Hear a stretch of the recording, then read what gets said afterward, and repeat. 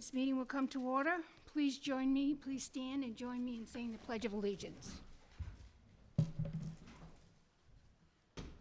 pledge allegiance to the flag of the United States of America and to the republic for which it stands, one nation, under God, indivisible, with liberty and justice for all. Thank you. Please be seated.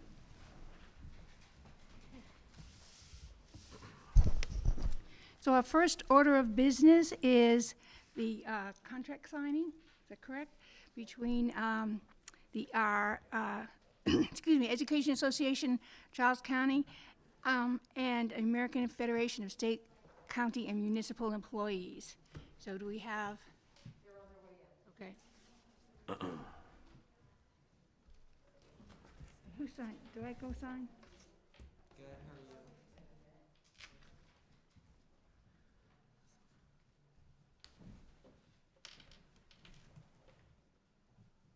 Good afternoon, everyone. Introduce Linda McLaughlin, and she is going to introduce her team, and we have pens, Ms. McLaughlin, if you need that. Would you like me to introduce first? And then sign? Sure. Okay. The first person is our chief negotiator, which is Leslie Schreck. I would like to come down and sign. Is that what you expected? That's fine, as long as you. Okay. Our co-chief negotiator is Dan Bessick.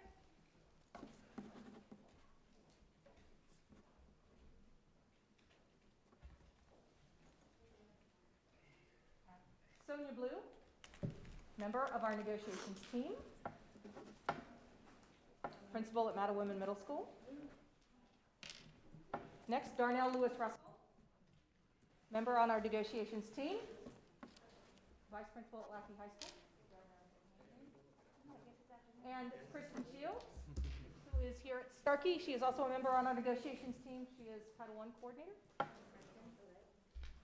Our other team members who could not be here today are Andrew Schambarger, who is the chairperson of our negotiations team, and he is a teacher at Jennifer Elementary School. Jacob Girding is a member of our negotiations team. He is at Dr. Higdon Elementary School. Kelly Perry is a member of our negotiations team. She is at Stoddard Middle School. Matthew Howard is a member of our negotiations team. He is at St. Charles High School. And Linda Stocks is a member of our negotiations team. She's a PPW at Davis Middle School. And I am the ex officio member on our team, and I will sign last.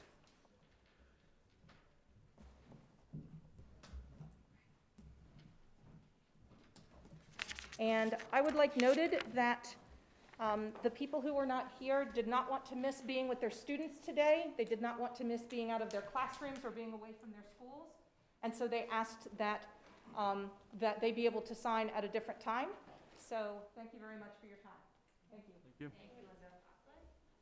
So I am the chief negotiator for the Board of Education, so I'll sign first. And while I'm signing, if Ms. Majors, you will come up. Ms. Majors is a member of our negotiating team.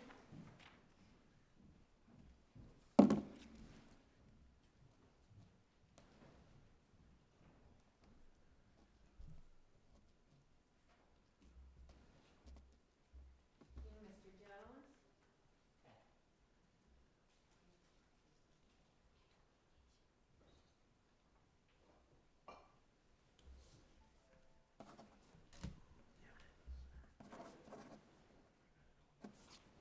Thank you. Mr.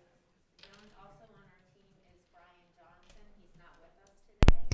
So with that, I'll ask Ms. McGraw to please sign.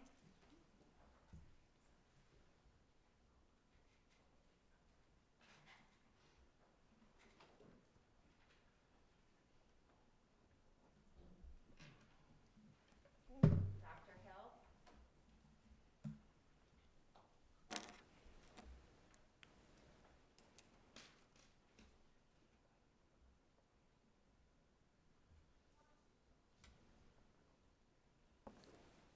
Thank you.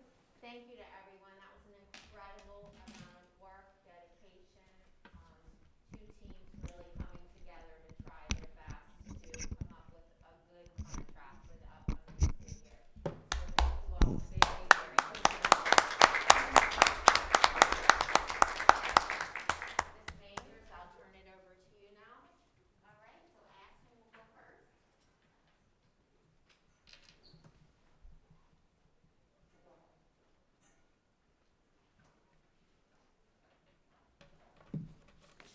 Good afternoon, board members.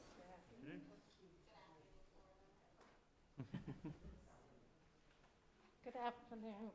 I'm Sarah Birch. I'm the president of ASME. And our first member is Charlotte Hilliard. She works for Food and Nutrition Services, and she's a trustee for ASME. I'm looking for my name. I don't see my name up here.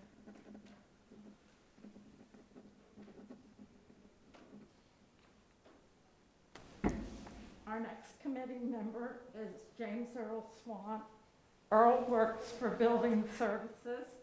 He's the building manager at La Plata High School.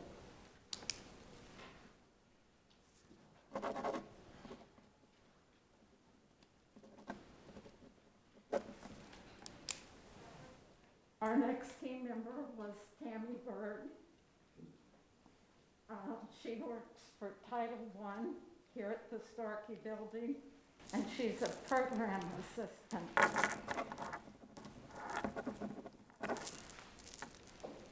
One team member that couldn't be here was Corey Blake. He will stop by sometime today and sign. He is from Council 67 in Baltimore, and I'm Sarah Birch.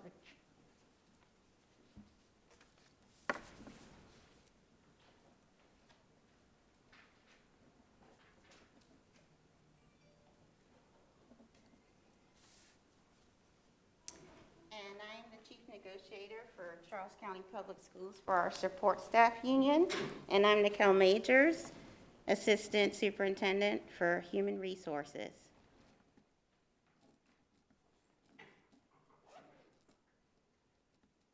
Also serving on our team for 2019-2020 school year is Dr. Linda Gill, executive director of schools.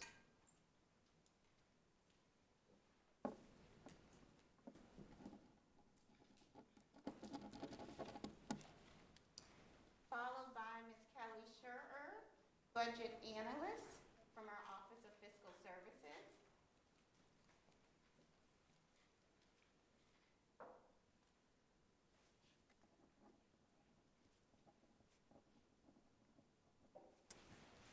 Next, we have Ms. Diana Colomo, secretary, and she did an excellent job of taking our minutes.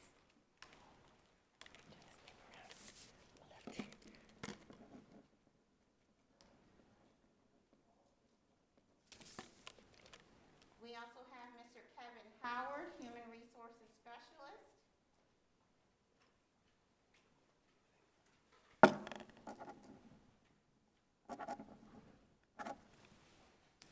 And finally, she couldn't be with us today, but Ms. Terry Lundstow, Executive Assistant in the Office of Fiscal Services, is on vacation. So with that, we will ask Ms. McGraw, Chairman McGraw, to come up and sign, followed by our Superintendent, Dr. Hill.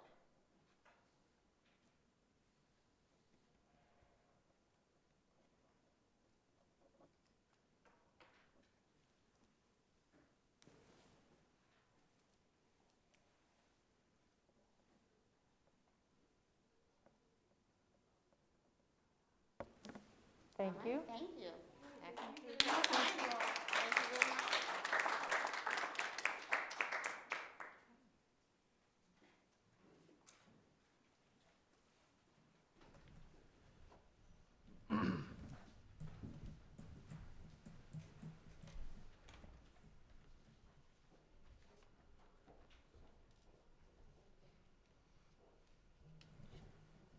Oops. Good. Thank you all very much. And I'd just like to mention, I would like to welcome our student liaisons that are with us today. So thank you very much for choosing to come. Dr. Hill. Good afternoon. Thank you, Mrs. McGraw, and thank you all for being here in person for today's meeting. Charles County Public Schools and schools across the nation opened this year in new and different ways.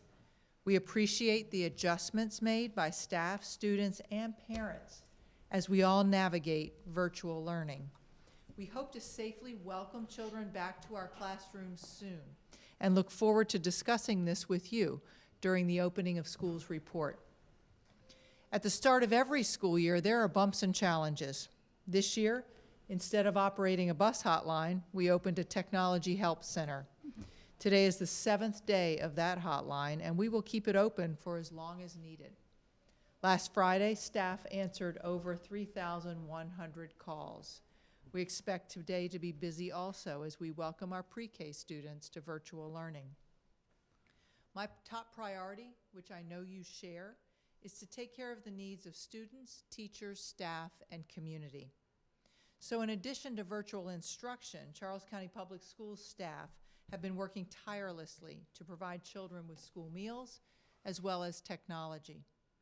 Our meals program is a great example of teamwork and agility. Food Services served more than 415,000 meals from March 16th through the summertime.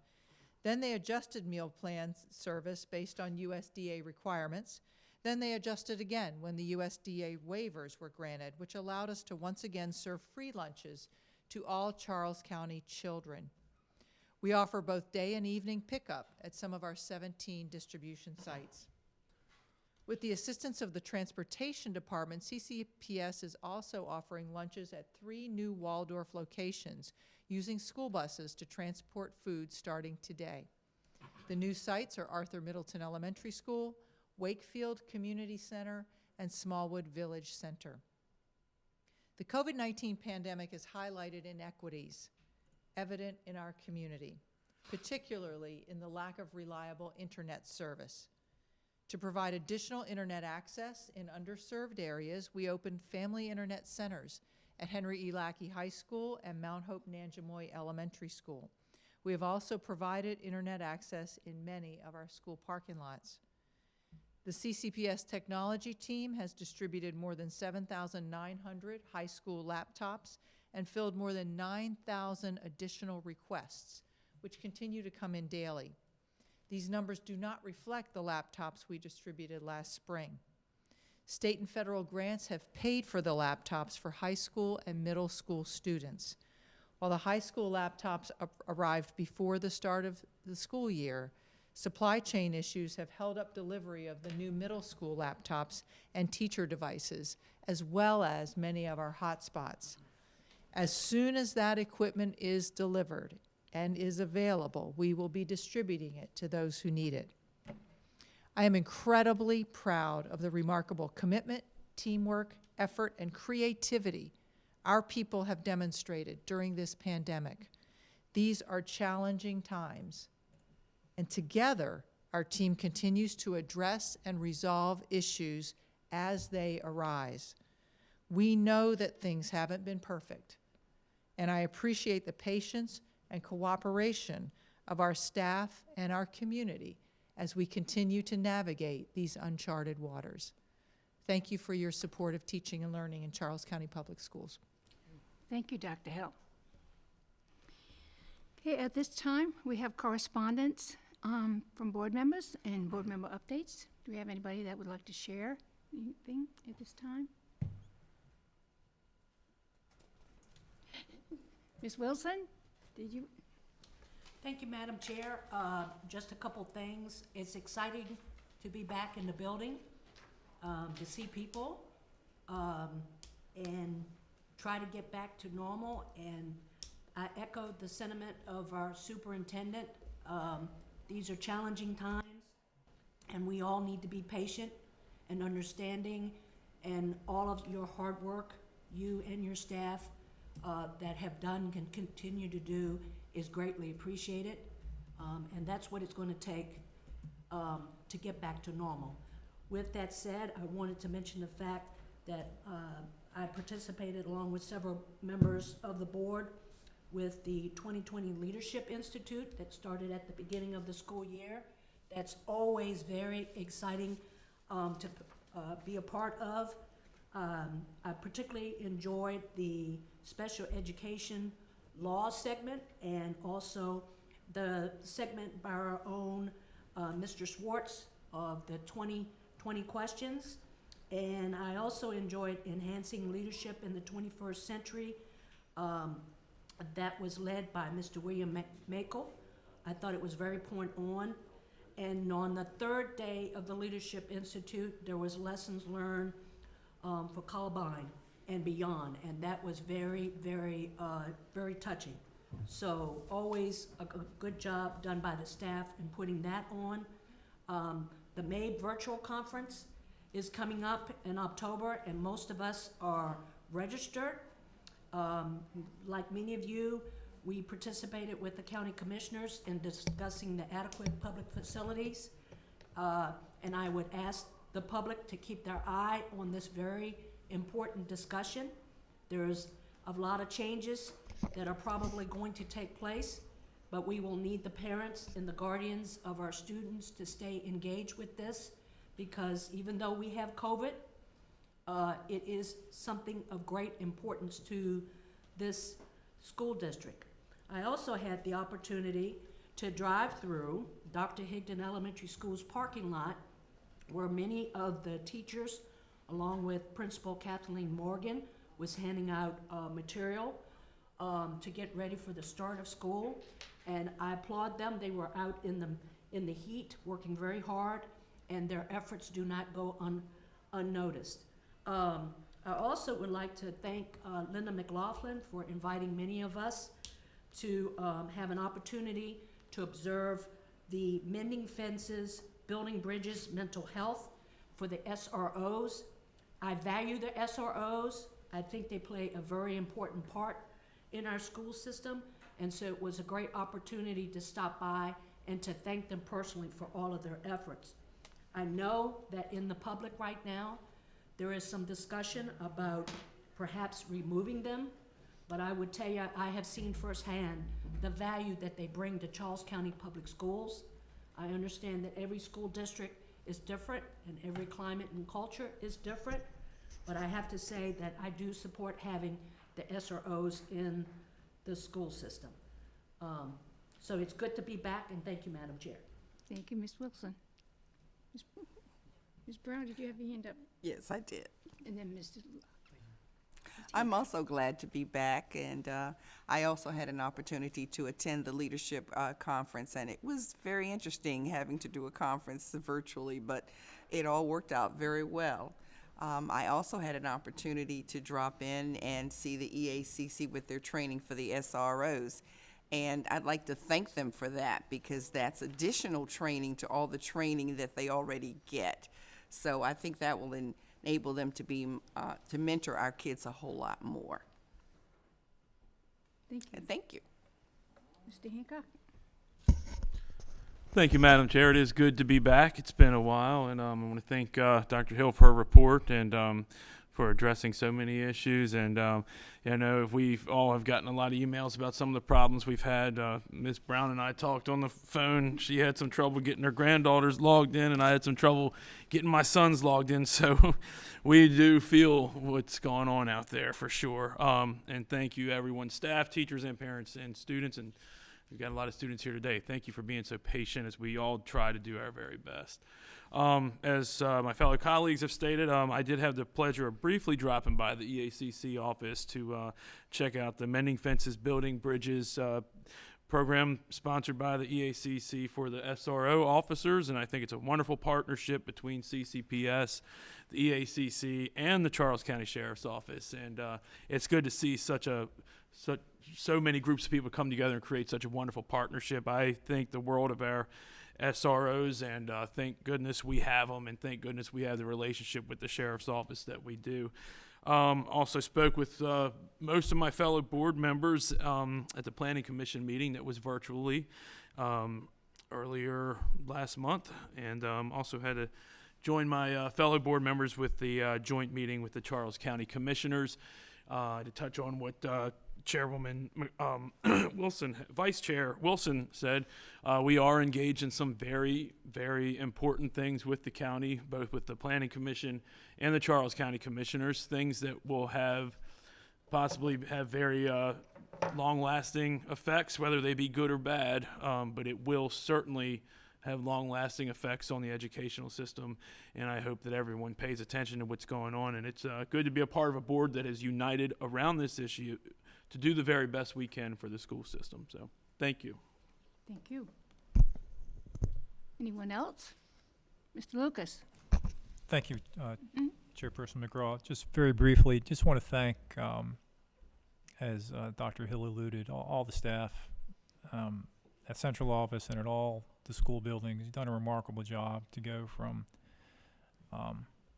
not knowing this was going to happen 6 months ago to the product that we put out there. And though it may not be perfect, I appreciate the public's patience and, quite frankly, a lot of the compliments that I know I personally received. Having been on the board on my third term now, I can easily say that this has been the most commented item in my tenure as a board member. But I appreciate the public's patience, and as we move forward, things are only going to get better. So thank you very much. Either ladies? No.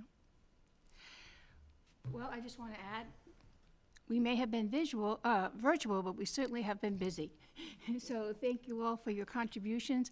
The SRO workshop certainly was a popular one. I too attended it for a few minutes and was very impressed by the engagement of our SROs as well. So thank you very much for that invitation. And thank you to all of our staff members, Dr. Hill, and all of their staff for the amount of time and effort that went into our opening this year, because certainly it was not one like none other. And we're all, as that, phrase has been used, we're flying the plane, and we're building it as we're flying it. So thank you all for the work that you've all done. I just wanted to touch on a couple of committee reports as well.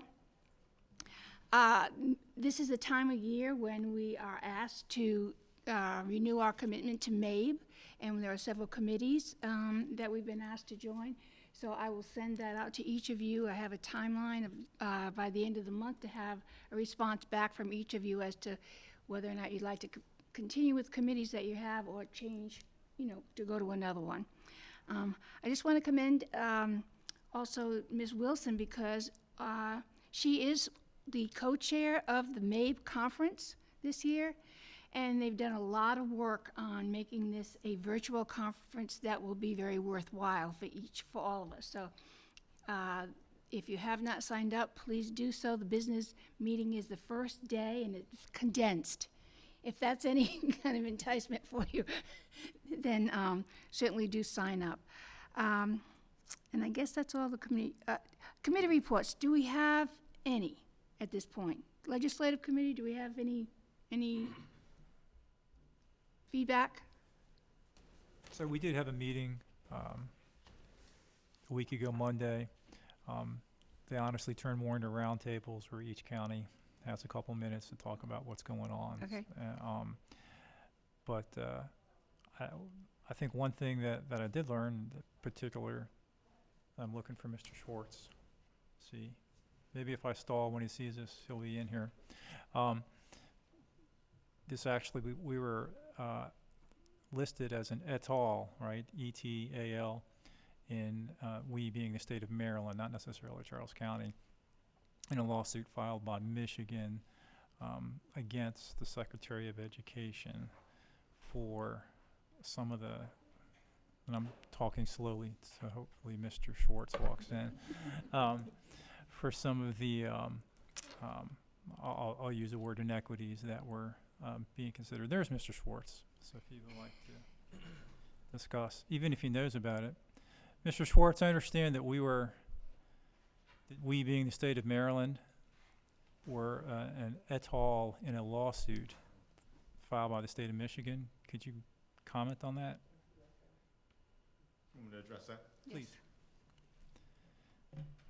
There was a challenge to the Federal Department of Education's interpretation of the CARES Act and the funding that was expected to be given to private schools within each county, in each jurisdiction. And Maryland joined a lawsuit with several other states that was heard in California that ruled in favor of the states challenging the United States Department of Education.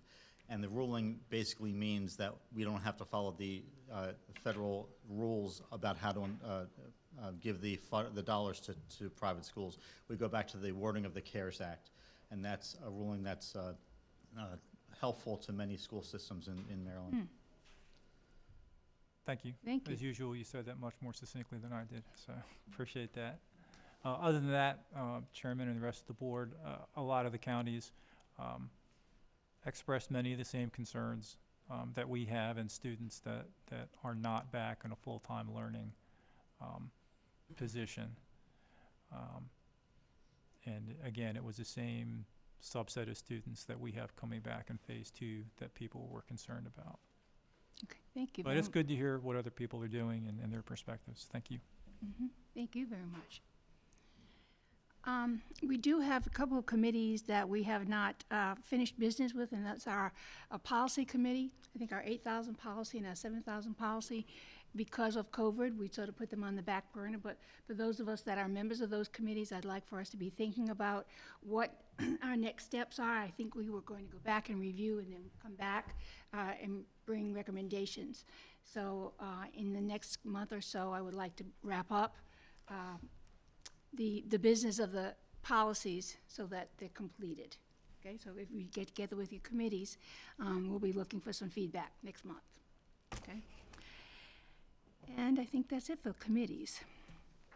All right, at this time, then, I would like to ask Ms. McLaughlin to join us, please, for a report from our EACC president. Thank you. Good afternoon. My name is Linda McLaughlin. I'm the president of the Education Association of Charles County. Before I begin my speech, I would like to amend the introductions that I had from my bargaining team. I neglected to announce that Leslie Schreck, who is our chief negotiator, is also a resource teacher at La Plata High School. She wears a number of different hats, and she's fabulous, and I did not mention that when I introduced everyone. Last week on September 2nd, EACC welcomed Dawn Pipkin as our new full-time UniServe director for EACC. Dawn is stepping into the position previously held by UniServe director Courtney Dowling. We appreciate all the service given by Courtney over the years to EACC and its members, and we wish her well in all her future endeavors. Dawn was an educator in St. Mary's County for 17 years and comes to EACC from her position as a UniServe director for the last 3 years in Howard County. Welcome to Dawn. Thank you to Ms. McGraw, Ms. Wilson, Ms. Brown, Mr. Hancock, Dr. Hill, and Mr. Stoddard for stopping by the aforementioned Mending Fences, Building Bridges SRO training on August 17th through the 19th. Thank you as well to Captain Kiesel and Lieutenant Welch from the Charles County Sheriff's Department for coming by to engage with the officers during this training as well. For 3 days, this cohort of school resource professionals learned about adverse childhood experiences, or ACEs, restorative practices, and building positive relationships. These tools will enable them to build, enhance, and strengthen relationships within our school settings. The show of support for the Resource Officer Program in our schools strengthens our school system community even further as we work towards teaching empathy and fostering resiliency in a safe learning environment for every child. It's very important that we have them in our schools. Thank you again to Jen Conti and Doria Flesher for spearheading this training with me. On August 20th, 30 new teachers joined the EACC at a virtual social and free stuff giveaway. After long days at new teacher orientation, these 30 new teachers engaged in breakout rooms for virtual classroom management, Bitmoji classrooms, synergy tips and tricks, and a Know Your Contract scavenger hunt. The week before classes begins is always filled with trainings and getting ready to rock and roll on the first day of school. This year has been no different in that regard. On August 28th, Kiana Williams, second grade teacher at Berry Elementary School, led a Synergy LMS tutorial based on a request for further help on the system from members less than 24 hours before. Kiana held a tutorial for 227 EACC members. Let me say that number one more time to you. 227 EACC members on Zoom that Friday, and dozens more people accessed the video later.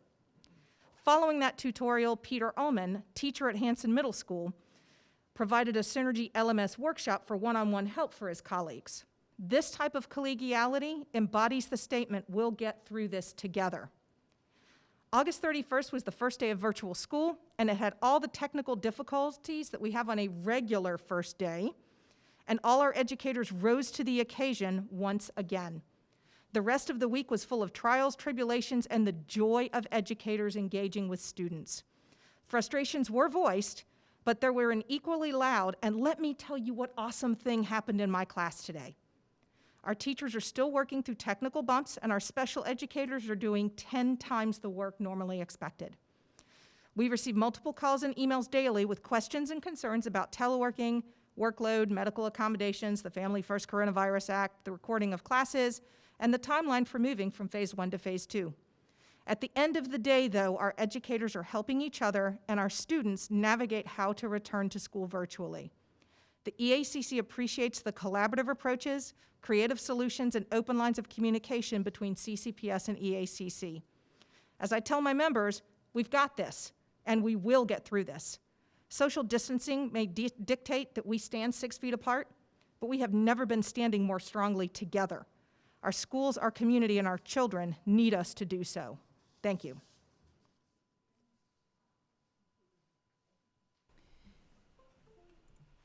I don't see Ms. Birch in the room. Is she planning to join us? Does anyone know? No? Okay. I'll wait just a second.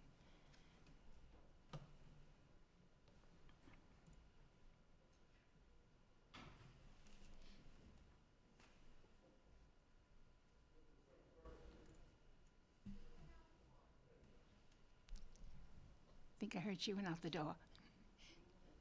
No. Oh, she's coming. Thank you. Oh, she left. Okay, thank you, Mr. Jones.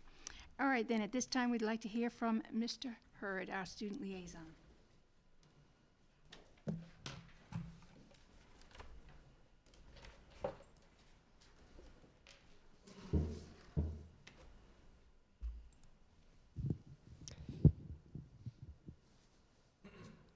It is my pleasure to address this board in person for the first time as student member.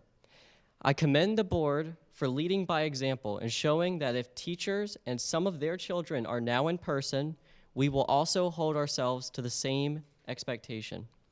I want to additionally thank the board for permitting our student liaisons to attend the meeting in person. I recognize the board's growing efforts to seek out the student perspective. This past week has been unlike any other. For the first time ever, Charles County Public Schools has adopted online synchronous learning as its primary tool for teaching. Despite the mornings of technical challenges and learning curves, we made it through the week. Teachers, your students know how hard you are working to tear down those barriers and create a classroom that may be unconventional, but is ultimately a platform for us to grow. I'm sure this board has heard lots about digital learning. I know we have some board members who have family impacted by this unique way of learning this year. In addition to the community and family perspectives you may have heard, I am excited by the number of public comments received from students. You may not be able to live their day for them, but through their comments, we can get a glimpse of what it is like to be a student in our school system. I encourage my fellow board members to thoroughly read through the diverse and transparent comments our students took the time to write. As our classrooms continue to take on new settings, I am doing my best to seek out the diverse student experiences across the county. This last Friday, September 4th, I held a student forum to listen to students' many experiences throughout the week. And one student there said it best when she said, she just hopes for mutual empathy. And at the end of the day, that's what it comes down to. Students are doing their best to understand that teachers are going to have challenges, the school system is going to have challenges, but likewise, students are hoping and really praying that at the end of the day, likewise, there will be empathy for them, understanding for the challenges that they face, and overall, at the end of the day, again, just knowing this is new for everyone. In addition, I'm planning to visit a student learning center where the children of many CCPS employees receive their digital learning. I also plan to spend a day doing my digital learning at one of our family internet centers, open to all students.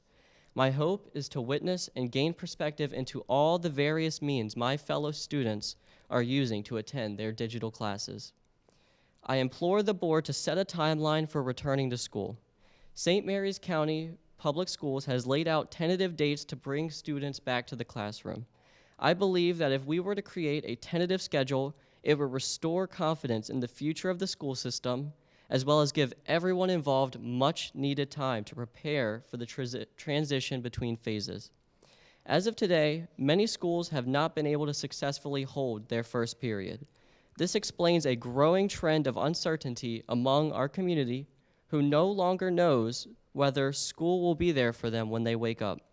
At the very least, I strongly urge this board to set a tentative date to allow our special populations to return in person if they so choose. Thank you. Thank you, Mr. Hurd.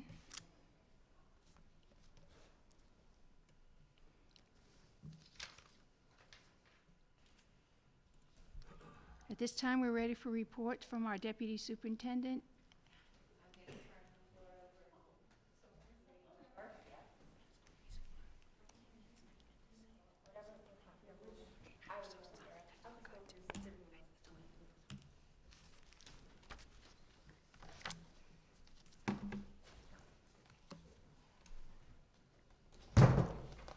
Good afternoon, Ms. Hairston. Good afternoon, everyone. Madam Chair, Vice Chair, board members.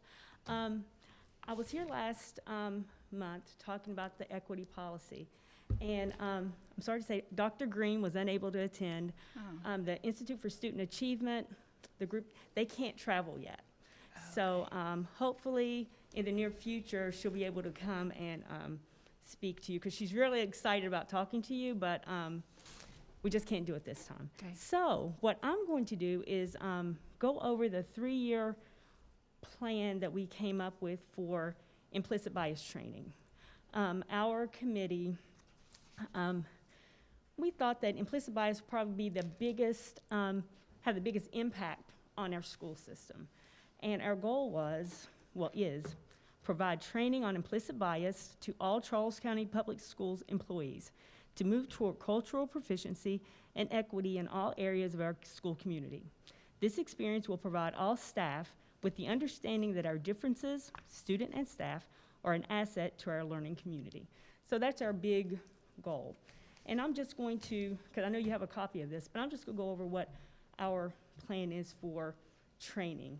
It is huge, so I'm hoping this works out the way it is, but if not, we'll tweak it to make sure it happens. Year 1. The first training will be, hopefully, you guys, the Board of Education, along with the superintendent's operations team. That group will be trained with Dr. Green. So you can get that firsthand knowledge of her training and what will be, what we'll have for all our school system employees. And then next we'll have the equity task force as well as the equity trainers. I have some equity trainers that help out with training new teachers and support staff throughout the year. So I'm gonna have those two groups as well training with Dr. Green. Then by the end of this school year, having all administrators trained. That's gonna be a lofty goal, but hopefully we can get that done this school year with Dr. Green. And also the Office of Instruction. That was an area that we felt needed to be one of the first groups to be trained, because they work with all the teachers in the schools, and they can make sure they embed what equity would look like within instruction. So they will be trained next. Then central office staff. When we're talking about everyone in the school system, sometimes we forget about the central office people. Everyone works with each other, so they need to have that training as well. So they'll be trained. And in order to train all of the schools, we want to have 2 teacher leaders within the schools to be trained in order to train their teachers and their schools. It doesn't have to be an administrator. I mean, it could be, but we really want someone that has passion for equity and diversity in the schools, someone that the teachers look up to. So that will be the next training. And hopefully, we can get all that done by the end of this school year.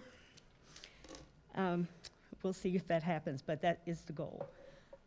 Next, I'll have to work with Mrs. Holstein, is an equity strand at the principals' meetings and vice principals' meetings. We're talking about this, and that's something that needs to be talked about, an ongoing conversation.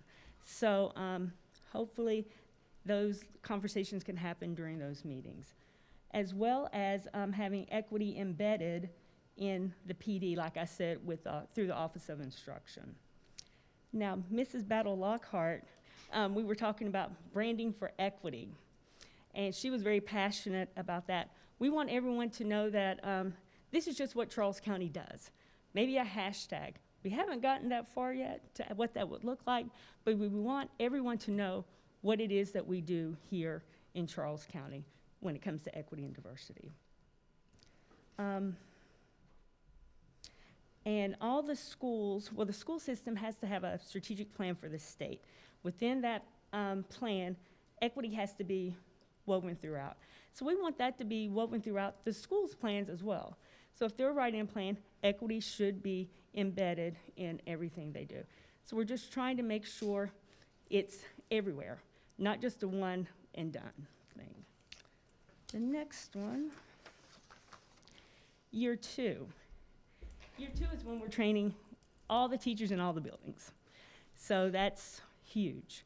But that will be done hopefully by the end of school year 2022.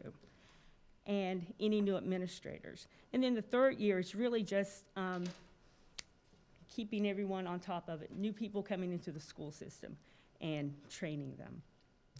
And then some outcomes. One is to have everything done by 2022. And another outcome is discipline referrals. If we train all our teachers in implicit bias, hopefully they will understand their biases, and therefore referrals should decrease. Or that's what we were thinking as a team, because they'll understand more of their biases. So we're hoping that maybe 5% of special ed students and black male students referrals will decrease. And hopefully that will continue to decrease. And then again, central office staff explicitly reference equity in their professional development. And then we'll all have a common language of implicit bias. So that's a huge undertaking, but hopefully we'll get that done. Ms. Battle Lockhart or Mr. Lucas, would you like to share any additional information? Thank you. I think you guys laid it out pretty well. It's basically allowing us to come up with the branding piece will allow us to come up with a way to create this to be a part of the culture. So it's something that we eat, sleep, and breathe. So there's no confusion of what we should be doing. So as we try to accomplish this over this course of years, once we get in the groove of things, we'll be able to really capture and bring awareness in a way that it will, I will never say eliminate it, but lessen the challenges that it brings to the system today. So great stuff.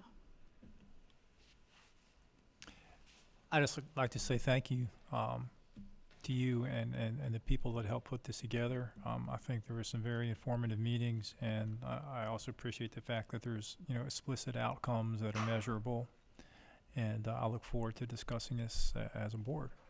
Yes. So, thank you, Dr. Hill, as well. Yes, and we'll be having another meeting, so look forward to that email. Any other questions? I'd just like to ask, this is the second time we've heard information about the draft policy. Have you had any feedback from the public? I haven't heard anything directly, no. Okay. Because eventually it's going to become an action item. Right. So I want to be sure that our stakeholders have had an opportunity to weigh in on the policy. Okay. Thank you. Ms. Wilson? Thank you, Madam Chair. Could you elaborate a little more about this equity task force? Oh, the equity task force. We talked about that a little last meeting. It's a group of about, I guess, 15 people. We have my 2 board members on the team, as well as central office staff, administrators, counselors, and that group. It's just a wide range of people that we sit together to talk about what we need to do for the school system. We can't just have a narrow focus. We want everyone's voice to be heard in what we want to do for the school system. So that group, we met a few times last year to develop the plan, to develop the policy, and we're going to continue to develop items that will help to increase that awareness and also teaching everyone about the equity, diversity, implicit bias, culturally relevant teaching, just all of those things. That's what we'll be working on. Even one thing we have talked about is reviewing the curriculum to see what's there, what's not there, and maybe how we can even make some suggestions for that to make sure that all students see themselves within the curriculum in all content areas.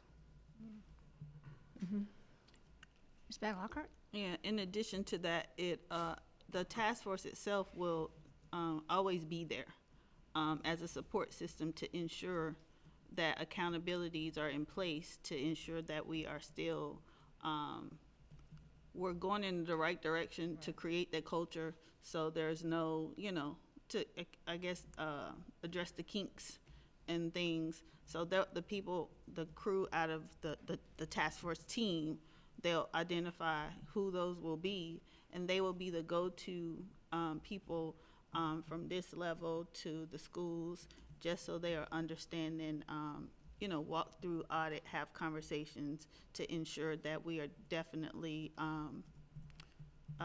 executing the whole process effectively. Right. Yes. Any further comments, questions? Once again, thank you very much, Ms. Hairston, for your leadership.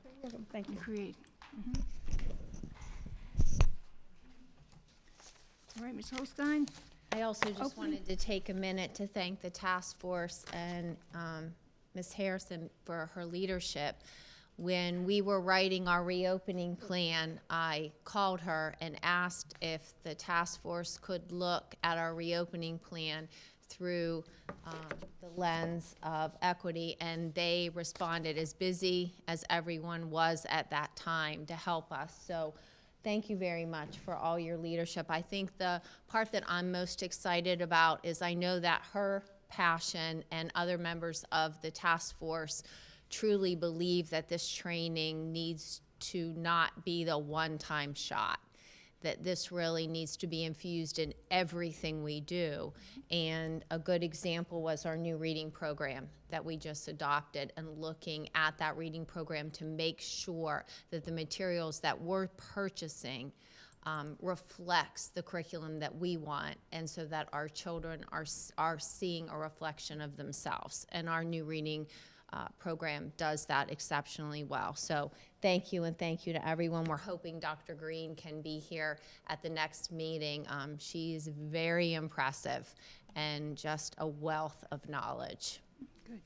Okay, so we're going to switch subjects if that is okay, Ms. McGraw. Yes, it is. Okay.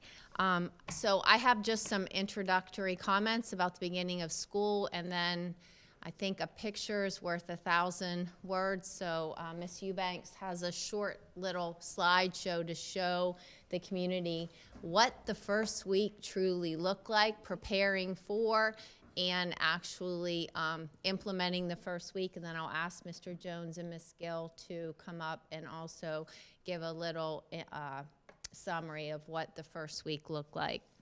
So many of you have already said a lot of what I'm going to repeat. As Dr. Hill stated earlier when she started the meeting, the start of the 2021 school year really might have looked differently. It did, but the talent, the creativity, and the resilience of our instructional staff, it remained the same.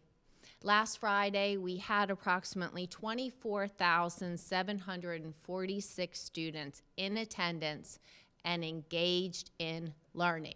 Say that again. 24,746 students. Thank you. It is amazing. I get goosebumps just thinking about 4 days in.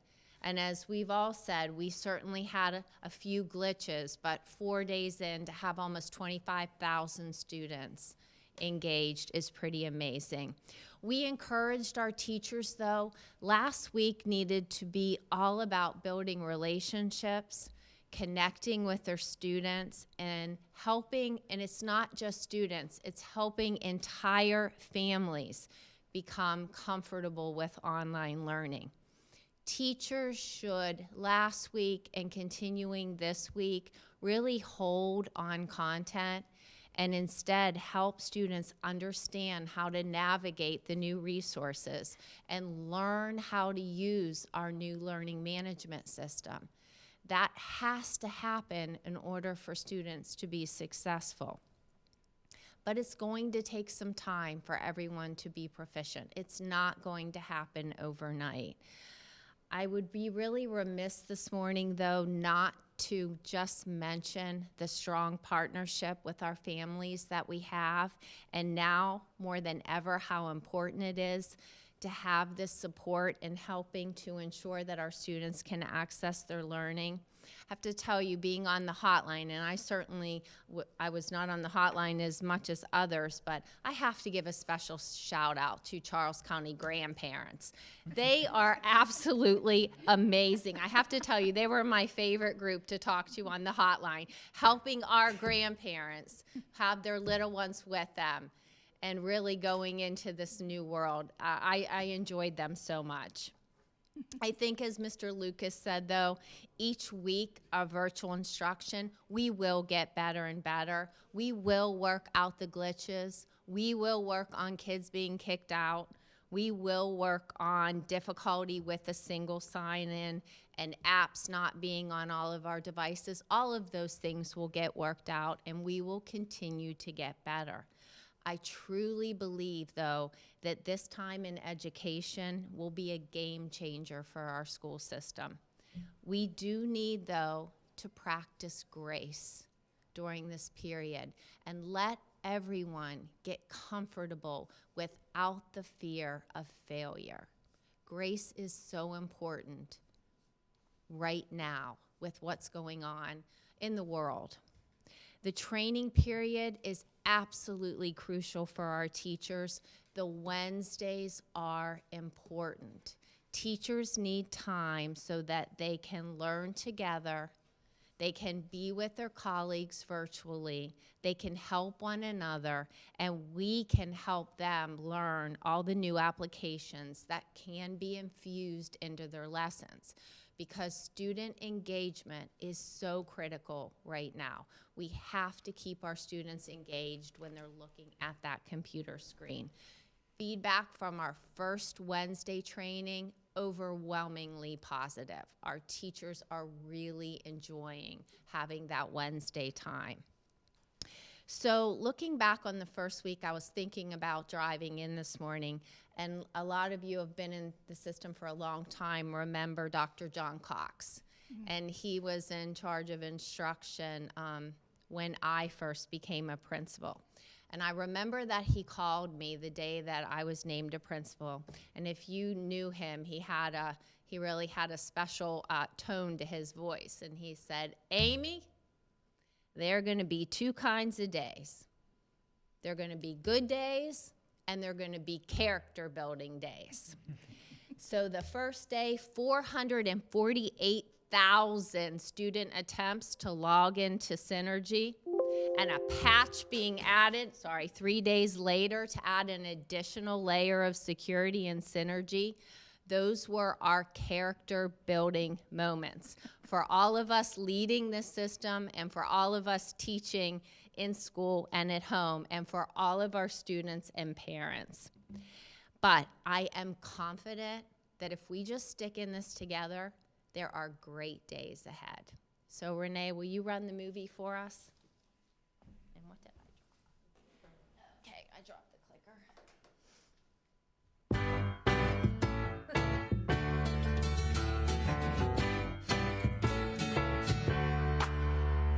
welcome back. Your dreams were your ticket out. Welcome back to that same old place that you laughed about. Well, the names have all changed since you hung around, but those dreams have remained and they've turned around. Who'd have thought they'd lead you? Who'd have thought they'd lead you? Back here where we need you. Back here where we need you. Yeah, the team.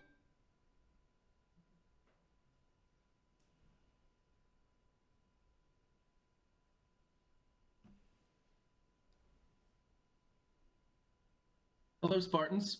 This is your principal, Mr. Conley, and I'm here to show you a quick tutorial video on how to access Student View so that you have access to your live video lessons through Zoom and any content that your teachers share with you or assignments that your teachers need you to complete while you're participating in virtual learning. The first step is to visit www.ccboe.com. It's important to remember that accessing Student View through the app on your phone is not going to give you access to your live instruction through Zoom or to the gradebook assignments that you may need to complete virtually during virtual instruction.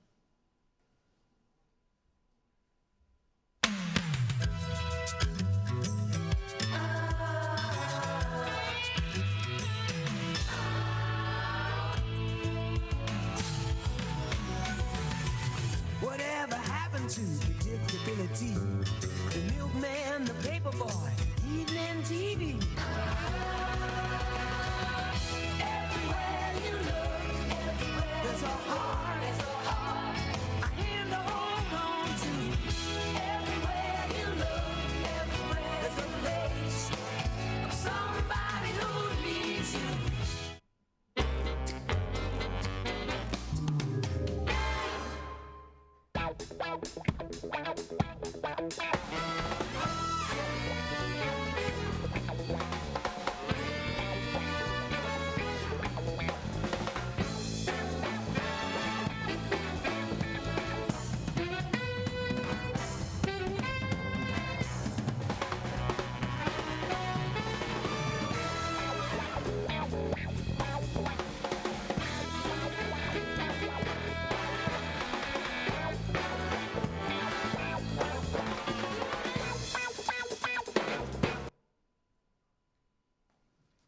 And we could have gone on, but I just wanted you to get kind of a snapshot of just the talent that we have in our county. So with that, I will turn it over to Mr. Jones, who will give us a student's perspective, I think a little bit from his dining room table.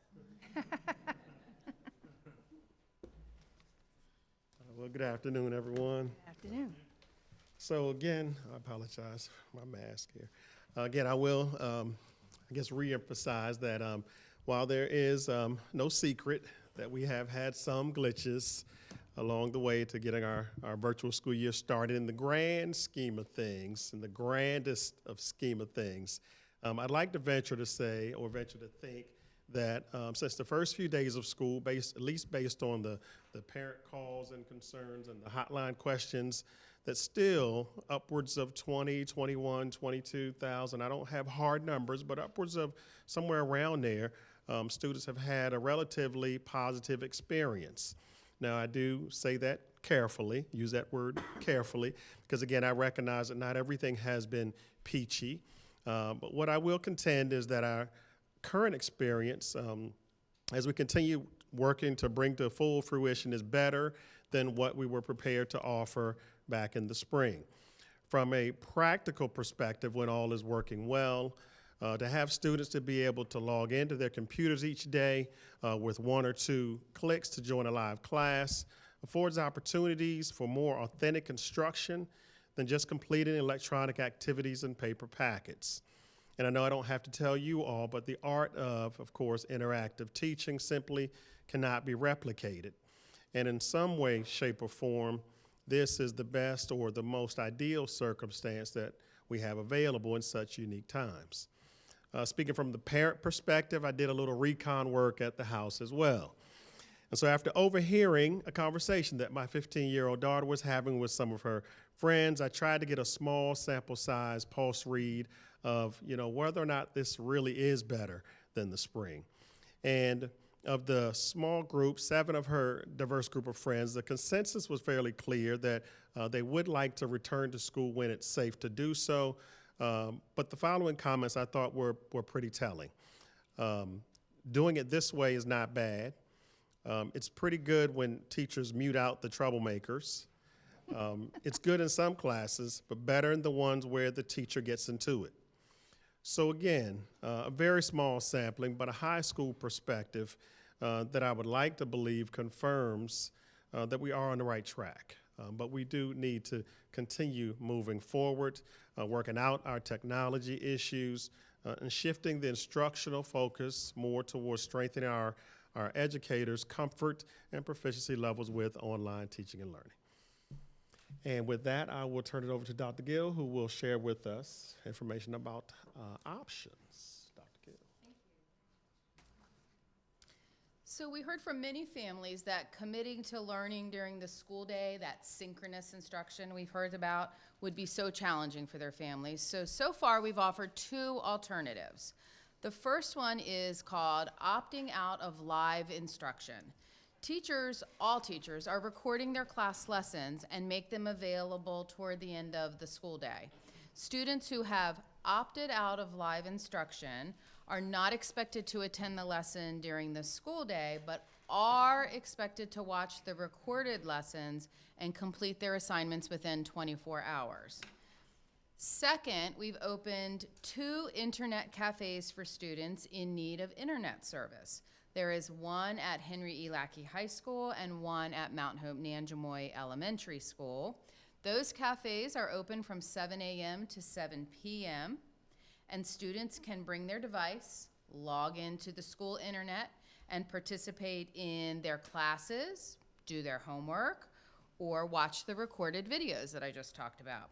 Children under 16 years old need to bring an adult with them to supervise them, but families can sit together in a sort of family learning pod to use the internet. So far, Henry E. Lackey High School has 2 families using the space regularly, and Mount Hope Nanjemoy has 6 families using the space regularly. And of course, both of those schools also serve as meal sites, so families can go take advantage of that.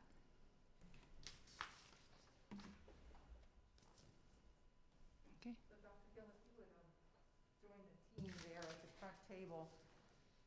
Mrs. McGraw, I'd like to kind of pause the agenda of the board meeting for a moment and ask the board to, I think for all of us to make clear to the public what our plans are for reopening. We're getting a lot of questions, and I'm sure you're getting the same emails I'm getting of, one cohort of families want all children back in school tomorrow, and then another cohort of families want, special needs kids in or disconnected kids in, and they want to know clearly what are we going to do. And so I would open up to the board, if it's okay with you, Mrs. McGraw, for us to just have an open discussion on where we are there. I know at our July board meeting, we discussed, I think the motion exactly said, start in phase 1, which is this document that we all worked so hard on, this reopening plan document, starting in phase 1, which is completely virtual mode, and then moving to phase 2 as soon as was possible. But I think we need to make those items clear for our community, and we as your staff need to be sure we understand what your goals are in reopening and at what rate you'd like us to go, because I'll tell you that we can make this happen. We can move into phase 2 when you're ready for us to move to phase 2. We could take parts of the special populations in phase 2 and pull them out and say we want them to come at this point and then this group to come at this point. We could go straight to phase 4 and we could pull all of our students in a hybrid mode where each come 2 days a week. We are capable people who will do what you direct us to do. But I think it's important that we have this conversation so the public is aware of what direction we're going and so that we as a team are able to plan appropriately so that we can do so safely. I'm giving you thinking time, which is why I'm continuing to talk. So the governor held a press conference recently, moving the state to phase 3 of his reopening plan. And in that press conference, he shared a document about safely reopening schools. And there were 2 metrics. I've been asked by board members in the past, I believe it was Mr. Lucas, or it was Mr. Hancock, asking, what are the metrics we're going to use? And so the governor shared with us these metrics, where the first metric we want to look at is, what is our community positivity rate? And what the governor's document talks about and the CDC documents talk about is that positivity rate being below 5%. And the daily intel reports that we post on our website every single day shows the positivity rate in Charles County moving between 3.8% to 4.5%. So there's some fluctuation there because this is real-time data. But all of the numbers that we've seen recently have been below 5%. So that's kind of the first gate. The second gate is cases per 100,000. And so the governor's document talks about from 5 to 15 cases per 100,000 being the range in which we as elected board members can think about bringing students back to school in one way or another.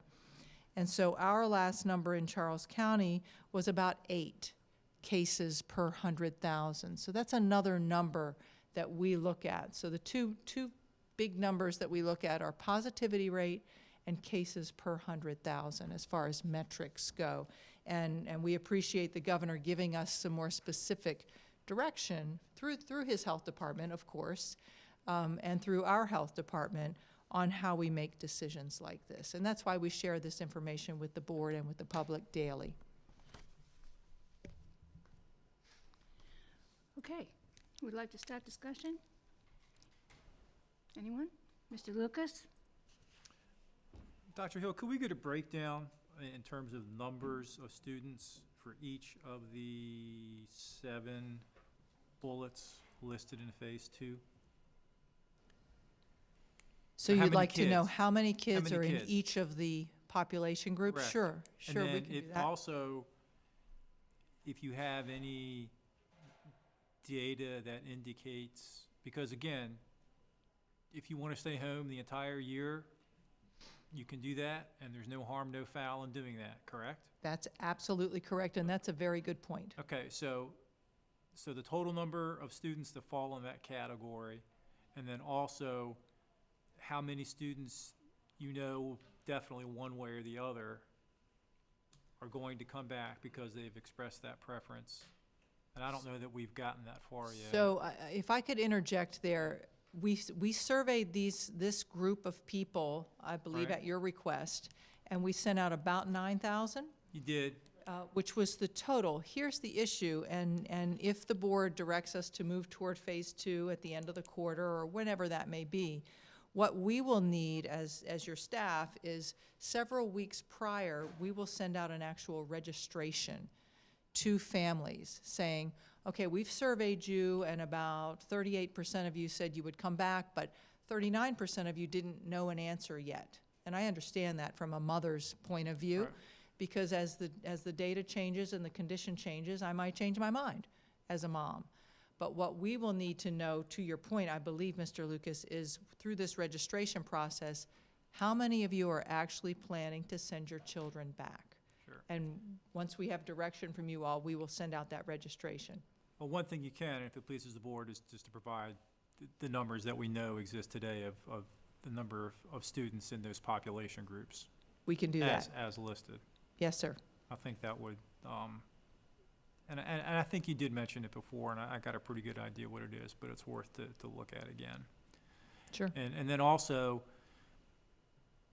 some schools are going to be much more heavily weighted with those population groups. So even if we say, well, we're only bringing back 25% of the student population, at that school, that the number of kids at that school may be much higher in terms of the kids that were going to that school pre-COVID. Agree. So that would be a good number for me anyway, to have 2 per school. How many kids are going to be back in each school? And this is for special populations. For everyone listed in phase 2. Thank you, yep. And that's something, I think the point that you're getting at is are we thinking about space? And are we thinking about, can we provide for physical distancing in the spaces we have? And that's a conversation we have almost every operations meeting that we have, and we had that same conversation this morning as a part of our operations team. And so we will be working with principals on thinking creatively about how they use their space so that we can ensure that if Mrs. Abel's third period class has 12 kids that are coming back and she only really has room for 8, then we're going to find a place to move Mrs. Abel's third period class so that she can have her 12 students in a place that is physically distant from each other. And the last thing I'll say right now, and it's more of a comment, I like what you said about entertaining the idea of even bringing back a certain amount, subgroups of those people listed in phase 2. For one, it could be a smaller amount of kids, and 2, it would be much easier to handle the kids without the internet access. For example, that's pretty straightforward. I just think as teachers have been in school for a week, and we can talk about what the county looks like. When you start bringing more people together, you're going to have a situation where that's not going to be the norm of the county, because you're going to have these people in a almost daily basis together. And so I think not only looking at those metrics that you said, but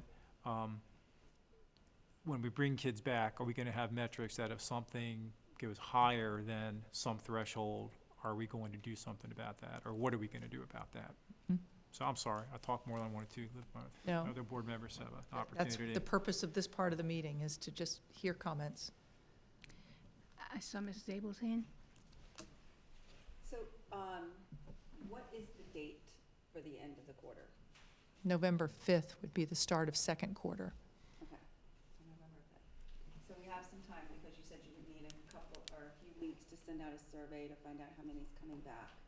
Right, we want to call that registration rather than survey, because Okay. we need a commitment. Well, we need a commitment from people so that we can plan properly.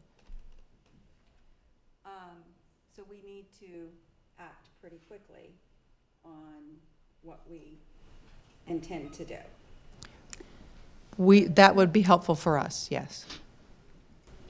So one of the first steps would be to take the students that we have not connected with, and we've already started making all of those phone calls, because if they're not connected, they don't get the link for the registration. So in order to get the numbers that Mr. Lucas is talking about this week, all of our folks that are in schools are starting to make all of those phone calls, because we can see by our attendance data, if you've been absent one day, that means you're connected. But if you've been absent every day, those are the students that we will start calling to see, are they a no-show, which we have at the beginning of the year. We always have a percentage of students that are a no-show. Or is it because they truly don't have access? And those would be the students that we would really like to target. Okay. And to get those hard numbers that you're talking about, Mr. Lucas. And some of the kids fall in multiple categories. So our students will have a choice throughout this entire school year. Yes. That is guaranteed. Guaranteed through the end of the school year, virtual if you want to stay virtual, that's the family's choice.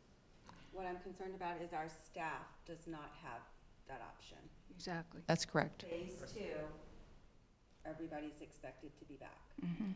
And just to clarify for the staff that may be listening or may listen later, the minute we bring any additional group of students in, whether it's a subgroup of students, as we suggested, even if it's not full phase 2, if we decide to bring disconnected students back in October 15th or whatever date we choose, At that point, we would need all of our teachers back in the building.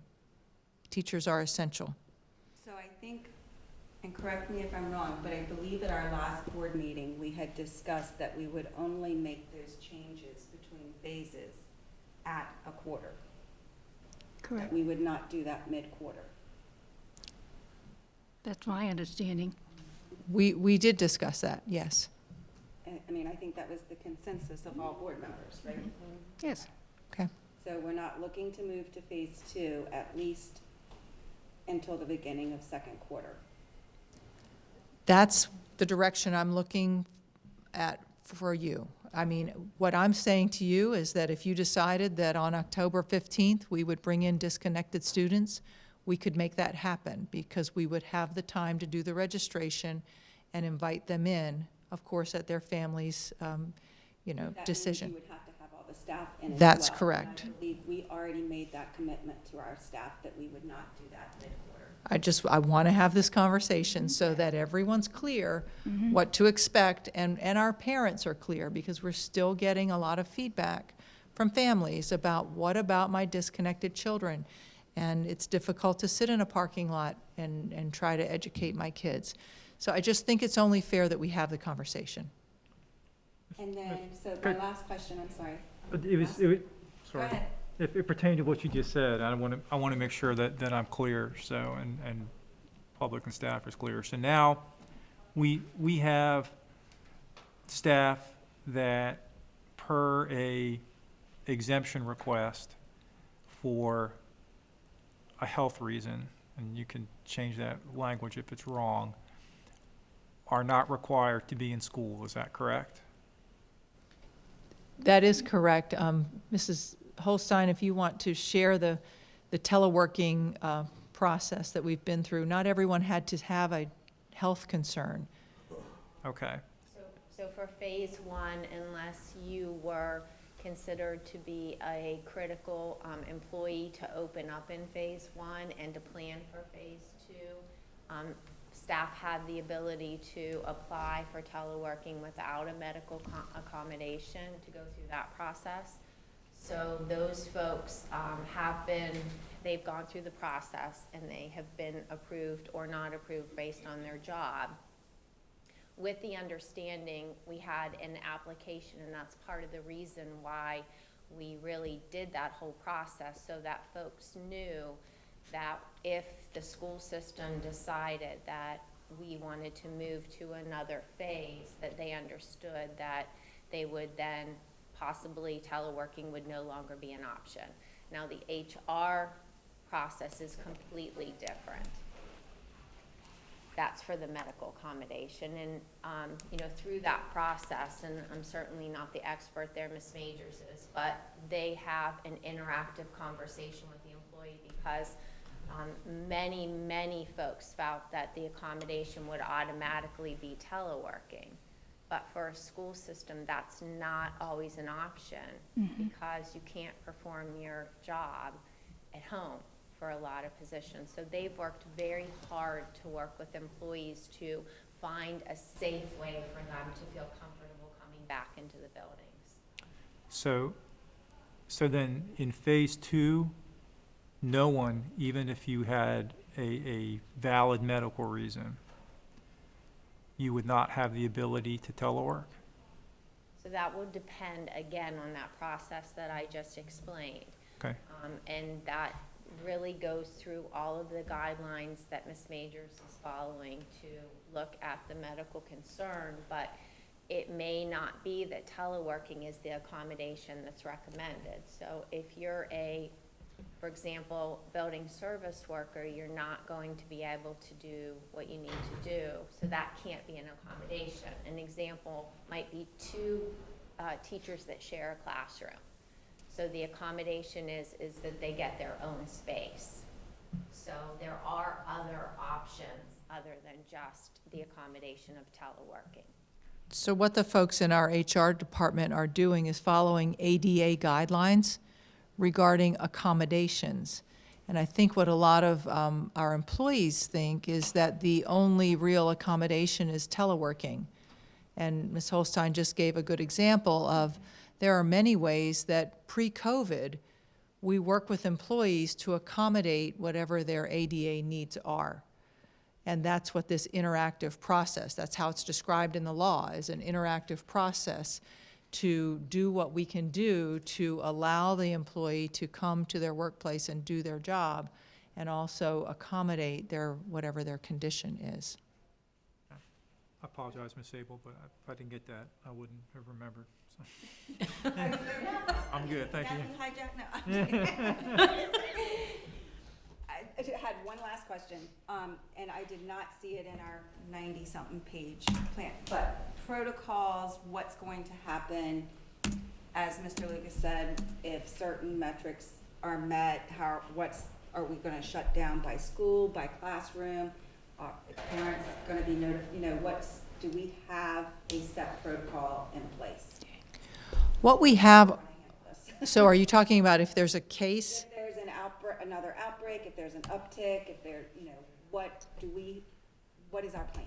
So system-wide, if the positivity rate in Charles County suddenly jumped to 7.5% and stayed there day after day after day, then I would envision we would come together again and say, we need to back up. We need to move back to phase 1, or we need to move back to whatever previous phase we are comfortable moving to. The other side of that is, what if there's a case at a specific school? A case at a specific school is going to be handled between us and the Department of Health. So we're going to report to them, or in many cases, as is what happens right now, they report to us. You have a positive case for a person who's employed at X high school. And we say, okay, we help them with the contact tracing, and then they reach out to the folks who may have come in contact with the COVID positive person. What has been drilled into my head by the folks from Department of Health, as well as Jason Stoddard, is just because you have stood next to someone for a minute who turns out to be COVID positive, you have not necessarily been exposed. The health department tells us there are 3 things that we need to consider, and that they consider before they begin contact tracing. They contact trace for people who have been in direct contact for longer than 15 minutes without a mask. What's the third one, Mr. Hahn? 6 feet. And within 6 feet. All 3 of those conditions must be met prior to the contact tracing to take place. So if we had multiple outbreaks, multiple cases within a school, we would consider closing that school for a day or 2 days or 3 days, whatever it would take to clean it. If there were a single outbreak in a single space in a school, I don't see us closing the school. But again, we're going to look at this case by case. Thank you. Sure. Mr. Hancock, I saw your hand. Thank you, Madam Chair, and thank you, staff, for your report. One thing that I've learned the last couple of weeks is really the difference between equality and equity. We're providing every student an equal education right now, but we're not providing every student an education that is equitable. And we have seen, I think we've all gotten the same emails. Back when we made our decision in July, our positivity rate at that time was about 5.56%. We're down about 1%. As of today, it's 4.57%. So we are heading in the right direction. I know at the time in July, we were trying to be proactive, and it looked like we were going up. And, everyone knows I'm a fan of the governor. I belong to the same party. I've always supported him. I didn't really like his press conference. When you come out 4 days before school starts and say something like that, it would have been nice to hear that a month ago, but also at the same time, I don't know if it really would have mattered. That being said, I agree with, if we do move, I think we need to stick to quarterly. I don't know if, are we looking to vote today, or are we looking to see what the next steps are? I think Dr. Hill wanted a consensus. A consensus would be fine. I just think it's important for our public to understand. I agree. It's very important for the public to know one way or the other what, if, or how that put something out there. So, thank you. Anybody else want to weigh in? Ms. Battle Lockhart and then Ms. Student Brown? opinion as well. My only concern or question is not kind of, it's kind of related but not. Is how our approach that we're taking currently, and some concerns that have been brought to my email, is that we are still having teachers teach 30 students, even in the Zoom environment, and with no instructional assistant. How does that work effectively? And as we talked about, this is going to be a more robust process. But in order to serve, and unfortunately, I'm understanding there's an expectation for them to utilize breakout rooms. And breakout rooms, from my experience this summer with my own nonprofit, you have to physically have somebody in there to ensure that they're doing the work, or pop in and pop out to check in on them. But that piece is not being recorded as well. So how are we handling that as a system? Because that is where the concern comes from. That I know you're trying to break them out so they'll be able to work together and function because they're such a big group, large group. But if I'm the one that's structured, I have to pop into every breakout session to ensure that they're doing what they need to do and accomplishing what they need to accomplish. But in my mind, it's no different from when you had me in the classroom with 31 students. So I just think that through this process, I would have thought we had thought that through a little bit more so somebody can have an IA to support with such a load, especially on the screen, because you can't see them all on the same screen. You don't have a big enough screen that they fit on. So how do we do that effectively now? Ms. Holstein? So in virtual or? Virtual, yeah. So in the virtual setting, we can handle a larger caseload of kids than when we bring them back physically into the building. Instructional assistants right now have been, in some ways, their job repurposed. So they are not able, all of them, to be supporting the larger class sizes because they're helping us run the learning support rooms. And they're helping us, for example, in the elementary schools, prepare all of the distribution bags that are going to go out about every 3 weeks. So a portion of our staffing has been set as, we're utilizing in that way. We also have not moved forward yet to hire temporary employees because we're trying to make sure that we are utilizing all of our permanent employees first.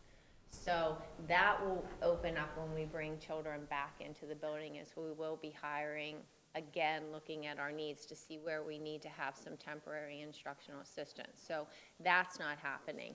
The other challenge that we have, and I think that Charmaine Thompson will talk a little bit about it, she has some good news to share.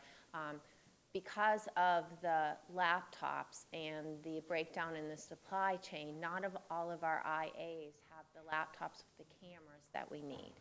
And we're hoping very soon to fix that problem. So that's part of the problem with the IAs being put into the larger classes like we would normally during normal school.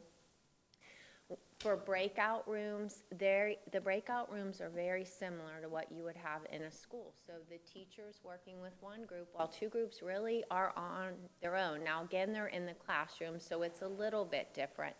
But we've instructed our principals to treat it like normal school, that if something happens in a breakout room, a referral needs to be made and an investigation needs to occur.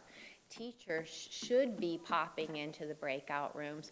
Principals and vice principals and ILT members, we've all given them access. So they can pop into all of these breakout rooms, and that's really what they should be doing right now. But if something does occur in a breakout room that would be a breach in our code of conduct, then we need our administrators to follow through normal procedure. So if I could interrupt for just a minute, we can't hear you in the public. If you all would make sure you're right on your microphone when you're speaking so the public can hear the questions also. Thank you. So my concern still is the fact that the administrators and the people that you spoke about, is their goal to support in curriculum? Both. Both, at this time because we're virtual. Yep, both. So, it's actually, there are some benefits to virtual learning. I'm just having a kind of grand time because it's so easy right now for me to pop into classrooms. I can pop into 5 classrooms before 8:30. So administrators have that same ability. We have some that have multiple screens set up in their office, and they're going in and, they're monitoring instruction. They're doing walkthroughs like they've always done. If a teacher says, I'd like you to pop into this class, they simply have to click on the join, and they are led into the classroom. So yes, administrators are monitoring, but there are also things that they're not doing, like lunch duty and bus duty and all of those things that comes with the job. We really can focus on the virtual environment right now. It was just my concern to hear that we had so many students in a class in a virtual environment, and you only have one teacher trying to serve them, and that can be quite challenging. And administrators, absolutely, if they see large class sizes, we have not restricted them to put in for another position. And we meet staffing every week, and if they have an overloaded class, we have lots of principals in the last 2 weeks who have asked teachers to pick up an additional class, and we reimburse them 1/7 of their salary for doing that.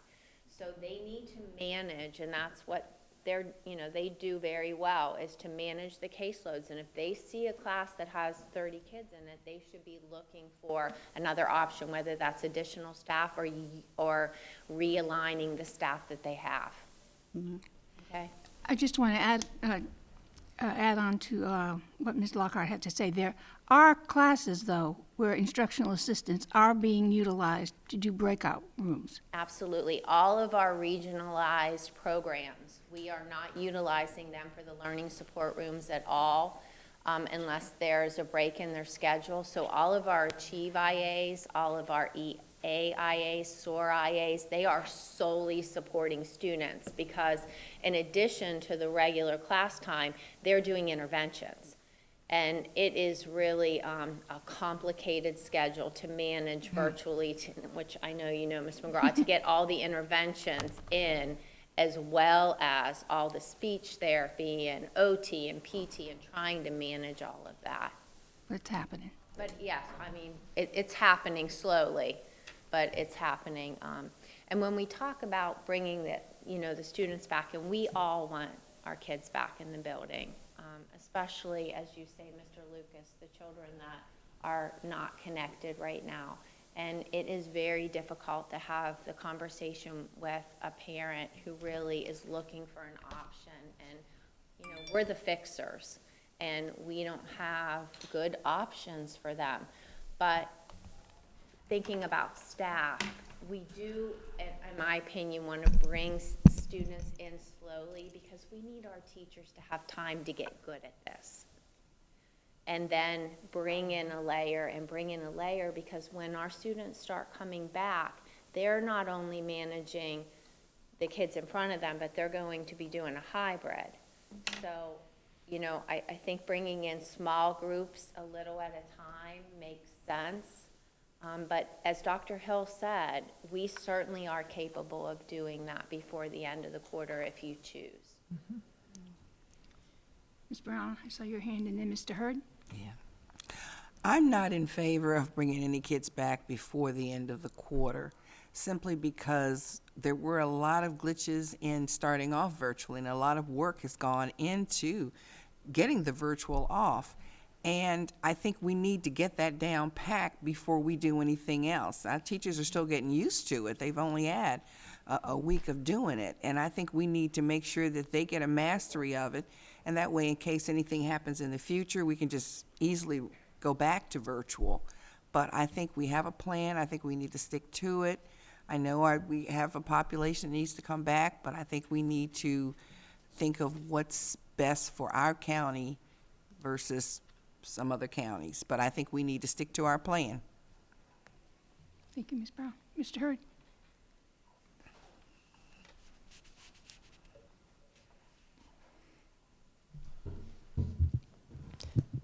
I'm glad to see that this is a discussion that the board is having, and I think this is probably one of the most important discussions you all will have over the course of your terms. But I just wanted to highlight my perspective from the student perspective, and especially why I focus so much on our special populations and our most needy students. And staff have put in so much work into this process to make sure that it's good for students, and students have likewise put in so much effort to give their teachers that work that they are expecting of them. But I would consider myself fortunate, and I think I'm good with computers, and my classes stagnate. They stagnate, and we sit there for 20 minutes trying to figure out tech problems, and I appreciated what Ms. Brown said, especially in the fact that the technical issues aren't over, and it's not, oh, the first week of school's over, we got this down.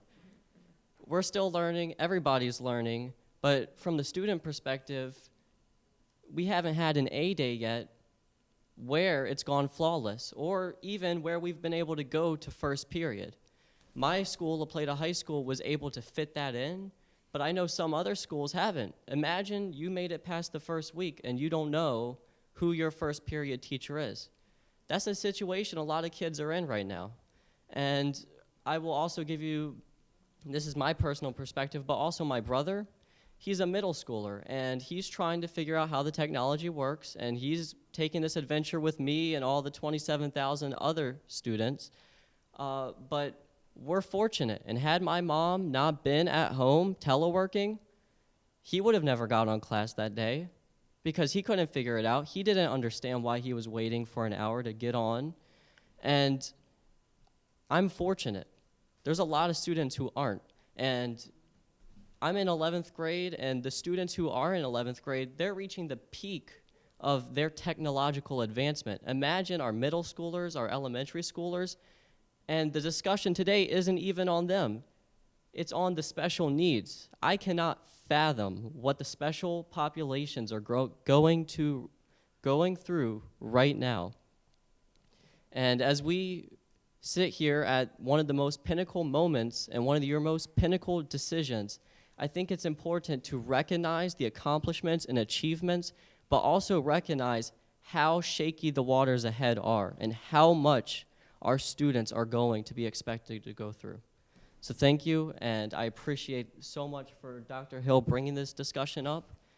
This is very important. Thank you. Thank you, Ian. Ms. Wilson? I would just say, from my personal opinion, that if you start the quarter, you finish the quarter.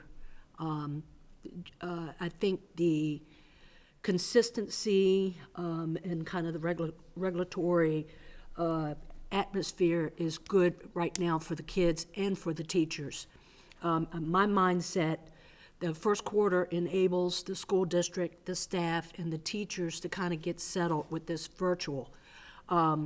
With a kind of a risk assessment that we may improve dramatically, or we might have to pivot on a dime. And so I look at this quarter as an opportunity to virtually get it right, because we don't know come January or March what is going to happen. And I think all of us, I know all of us, we want to do the right things for the kids. And this is very challenging, but we have to be patient and understanding. And I've always been an advocate of phasing in, our high priority population. Because even when you go from a hybrid situation, you're going to go through that situation, and you're going to have to go through those challenges. So, I just want to make it clear that don't change course in the middle of the quarter. We made a commitment. The parents are relying on us to be consistent, and our kids are relying on us as well.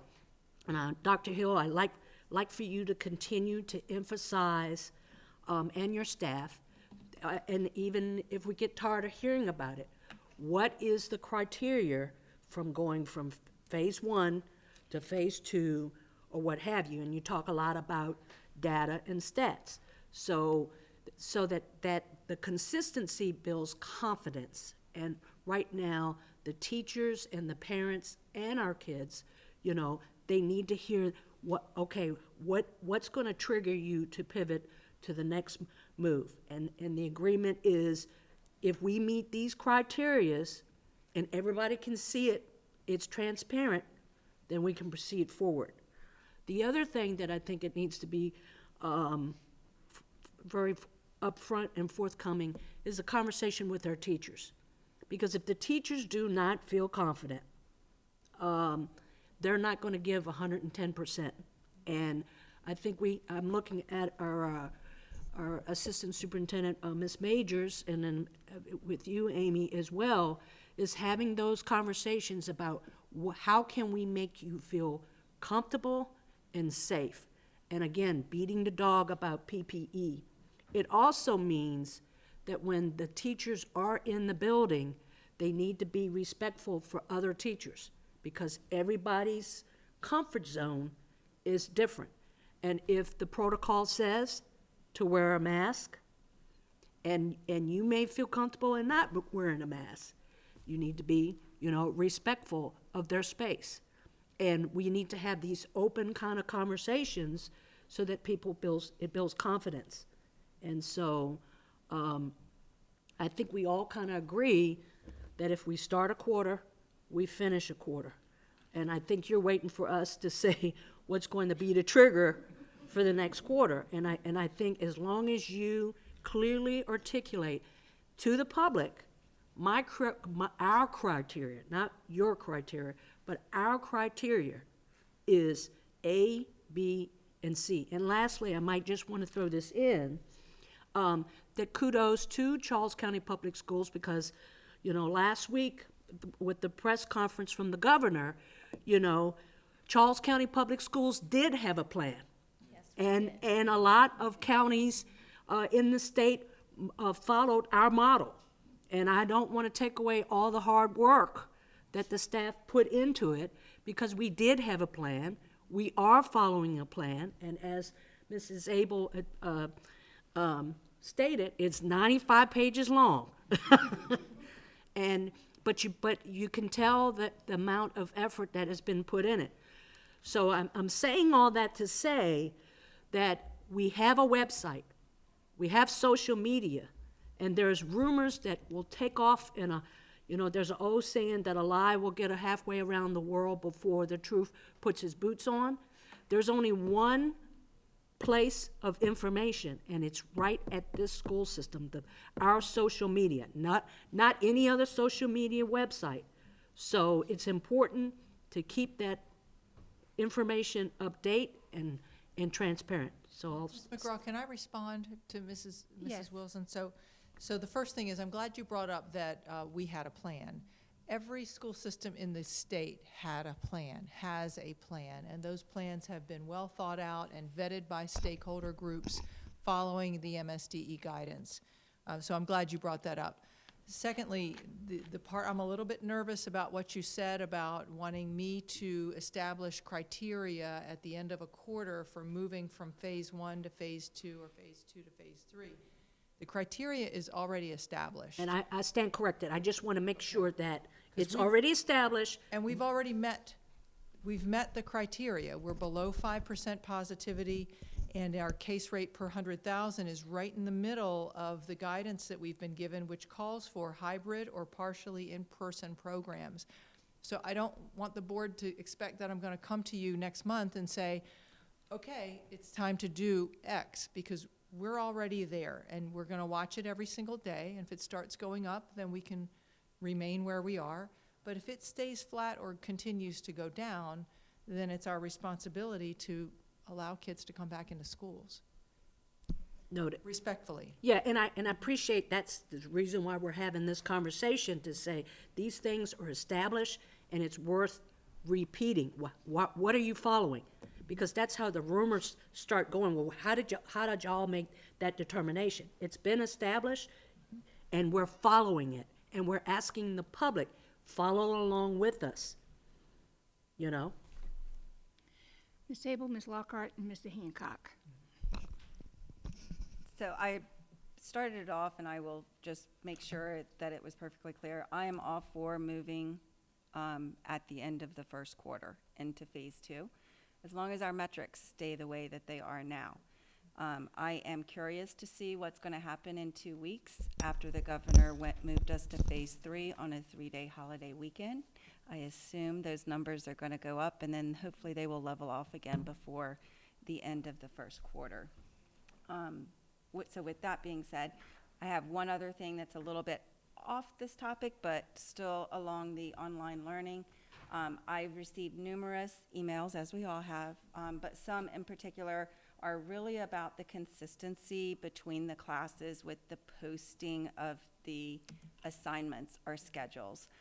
The concern specifically at the high school level that the assignments are being posted here, there, and everywhere. They're not all listed in Synergy, which is what I thought that we wanted to do, so that parents can all go into Synergy, students can all go into Synergy.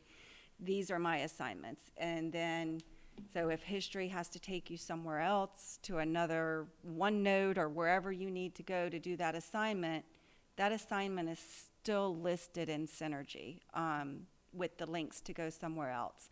So if there's any way that we can just reiterate this to all the staff and all the teachers, because as of right now, it is not being consistently done that way, and some of the students are missing their assignments because they weren't in Synergy. They were posted somewhere else.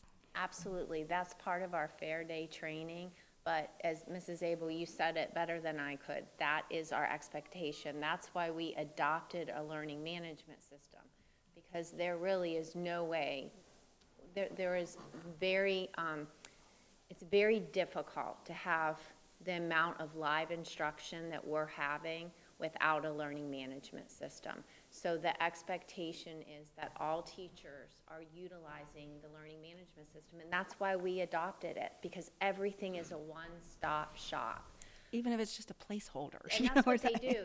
They put the assignment in, and even if they're going into one notebook, it's still logged in the LMS. Now, for our teachers, they're learning, and that's why in my comments I said that we need grace. So they are learning how to utilize all of these different components, and it is a little different for elementary teachers than secondary teachers. It's just a very different format. So we're going to help them. It's difficult for elementary teachers in the sense that lots of kindergarten and first graders, they're doing drawings and they're doing writings. So how do we submit that into the LMS? Those are the challenges that the instruction staff are working with Mr. Eichel's office, because there are challenges with that. But very clearly to our parent community, everything is in Synergy. And if you're finding that it's scattered, you need to contact the teacher first. And if you're not getting the answer that you're looking for, you need to go to the administration, because that's our expectation. Thank you for being clear on that. Ms. Battle Lockhart? I just want to piggyback on the data that Dr. Hill provided, and I want to remind the public as well that the numbers that has been quoted in that way for a specific reason, because we've been moving the way we've been moving. Keep in mind, when we start the interest of entering and sending kids back during the first phase, things could possibly change. So I just want to make sure that everybody understands there could be impact based off of the decision of moving into the next phase after we get to the quarter.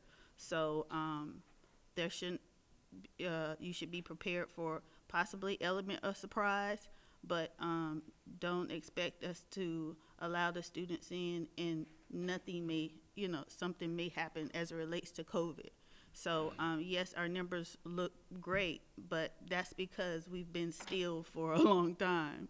So now that we're interested in maneuvering our kids back into the school system, as we see across the country, that will possibly be a challenge. I don't feel like we will be exempt.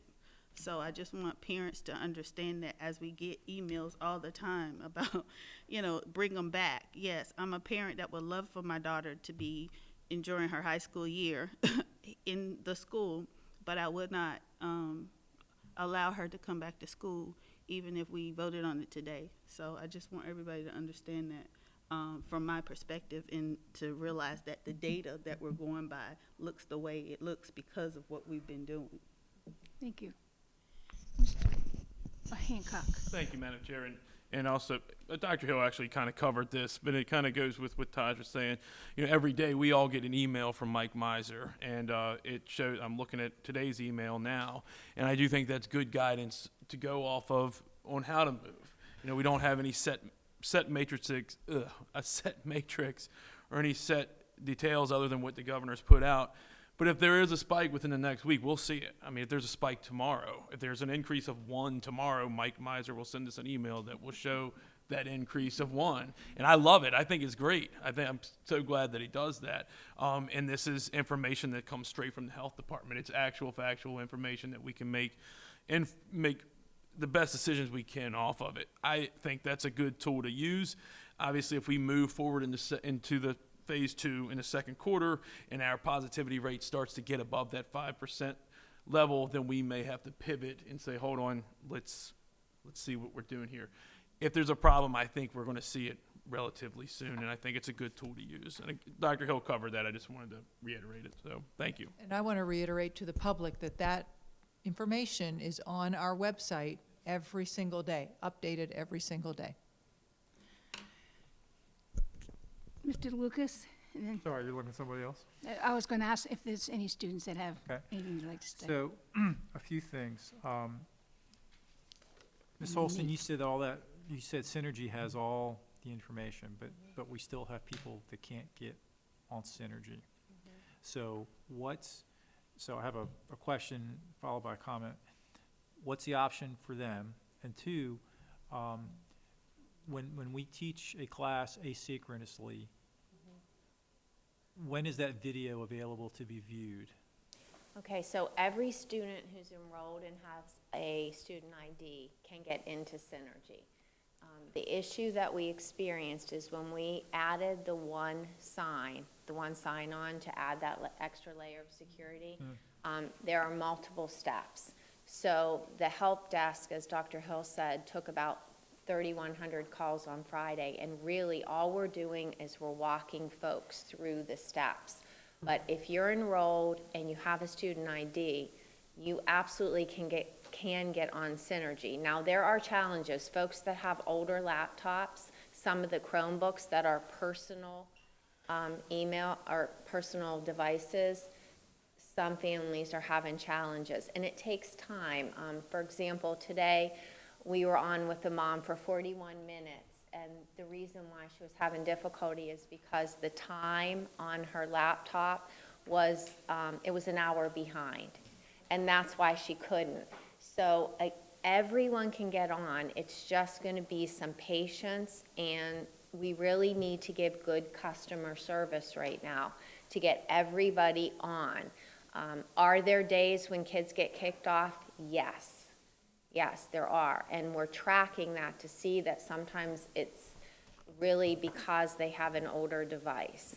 But everyone will be able to get on Synergy. Now for the lessons that we're posting, so we're saying by the next school day, the video has to be available. Most teachers are posting it right after they finish the lesson. But if you wait to post it and you finish teaching at 2:30, it sometimes takes longer for the video to be ready to post. And we don't want teachers to have to be working at night on their own time to post the videos. So our recommendation is by the next morning, when they come back in, that the videos will be available. And then students have 72 hours to watch that video, and then it is erased. Thank you for that, and I'm sorry, I needed to be more specific for people that have no internet access. Okay. And then to the comment about the video, is it possible to get that video to them on a DVD? That's what we're working on, trying to figure that out. The logistics, though, when you think of 168 courses at high school and how to customize, because each DVD or each drive would have to be customized to that student's schedule for the level they're in and for the class they're in, that is a challenge. But definitely not one that we aren't talking about all the time, to try to find a way that maybe could we provide some of the videos for kids that are disconnected. The devices we're comfortable with, and I don't want to take away Charmaine's discussion, but we're going to have enough devices for everyone. It really is the internet that's becoming the barrier. And we're prepared to open up as many schools as we can for the internet cafes, but it's a huge commitment for families to come to the cafe and sit. But that's our challenge, Mr. Lucas, is getting everyone to have access. And the hotspots are not going to work for everyone.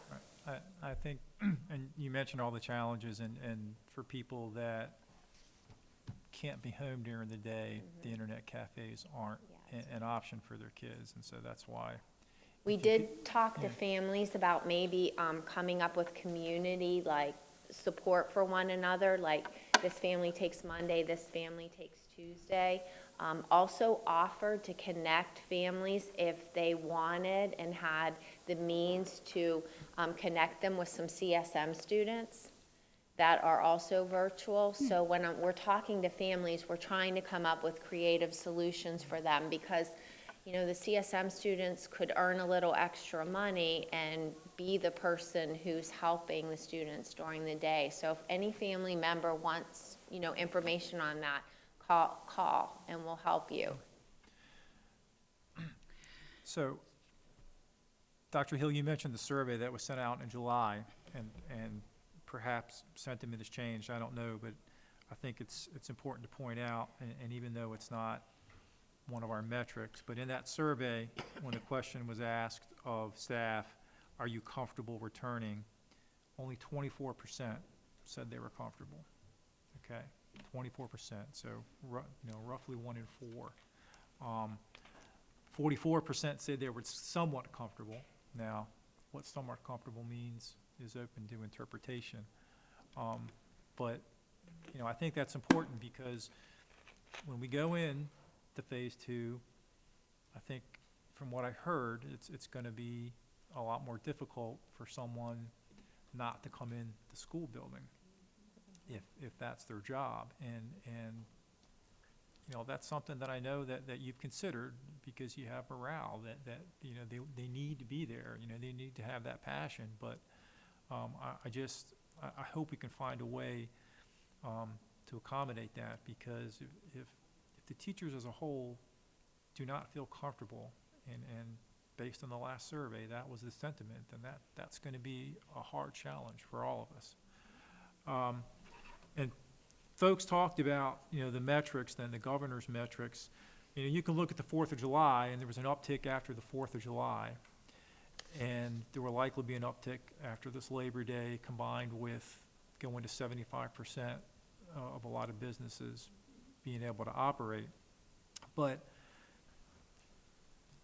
in the school system, though, we're a microcosm of that. So if we bring 2,000 kids back to school, and 200 of them get sick, or 200 combination students and staff get sick, but we don't see a change in those metrics that we talked about, are we not going to do anything differently? So I think somehow we need to think about some metric that we look at just specific to the school system, because that's more representative of what we're dealing with. Obviously, and not the entire county. And I talked about trying to get DVDs to people,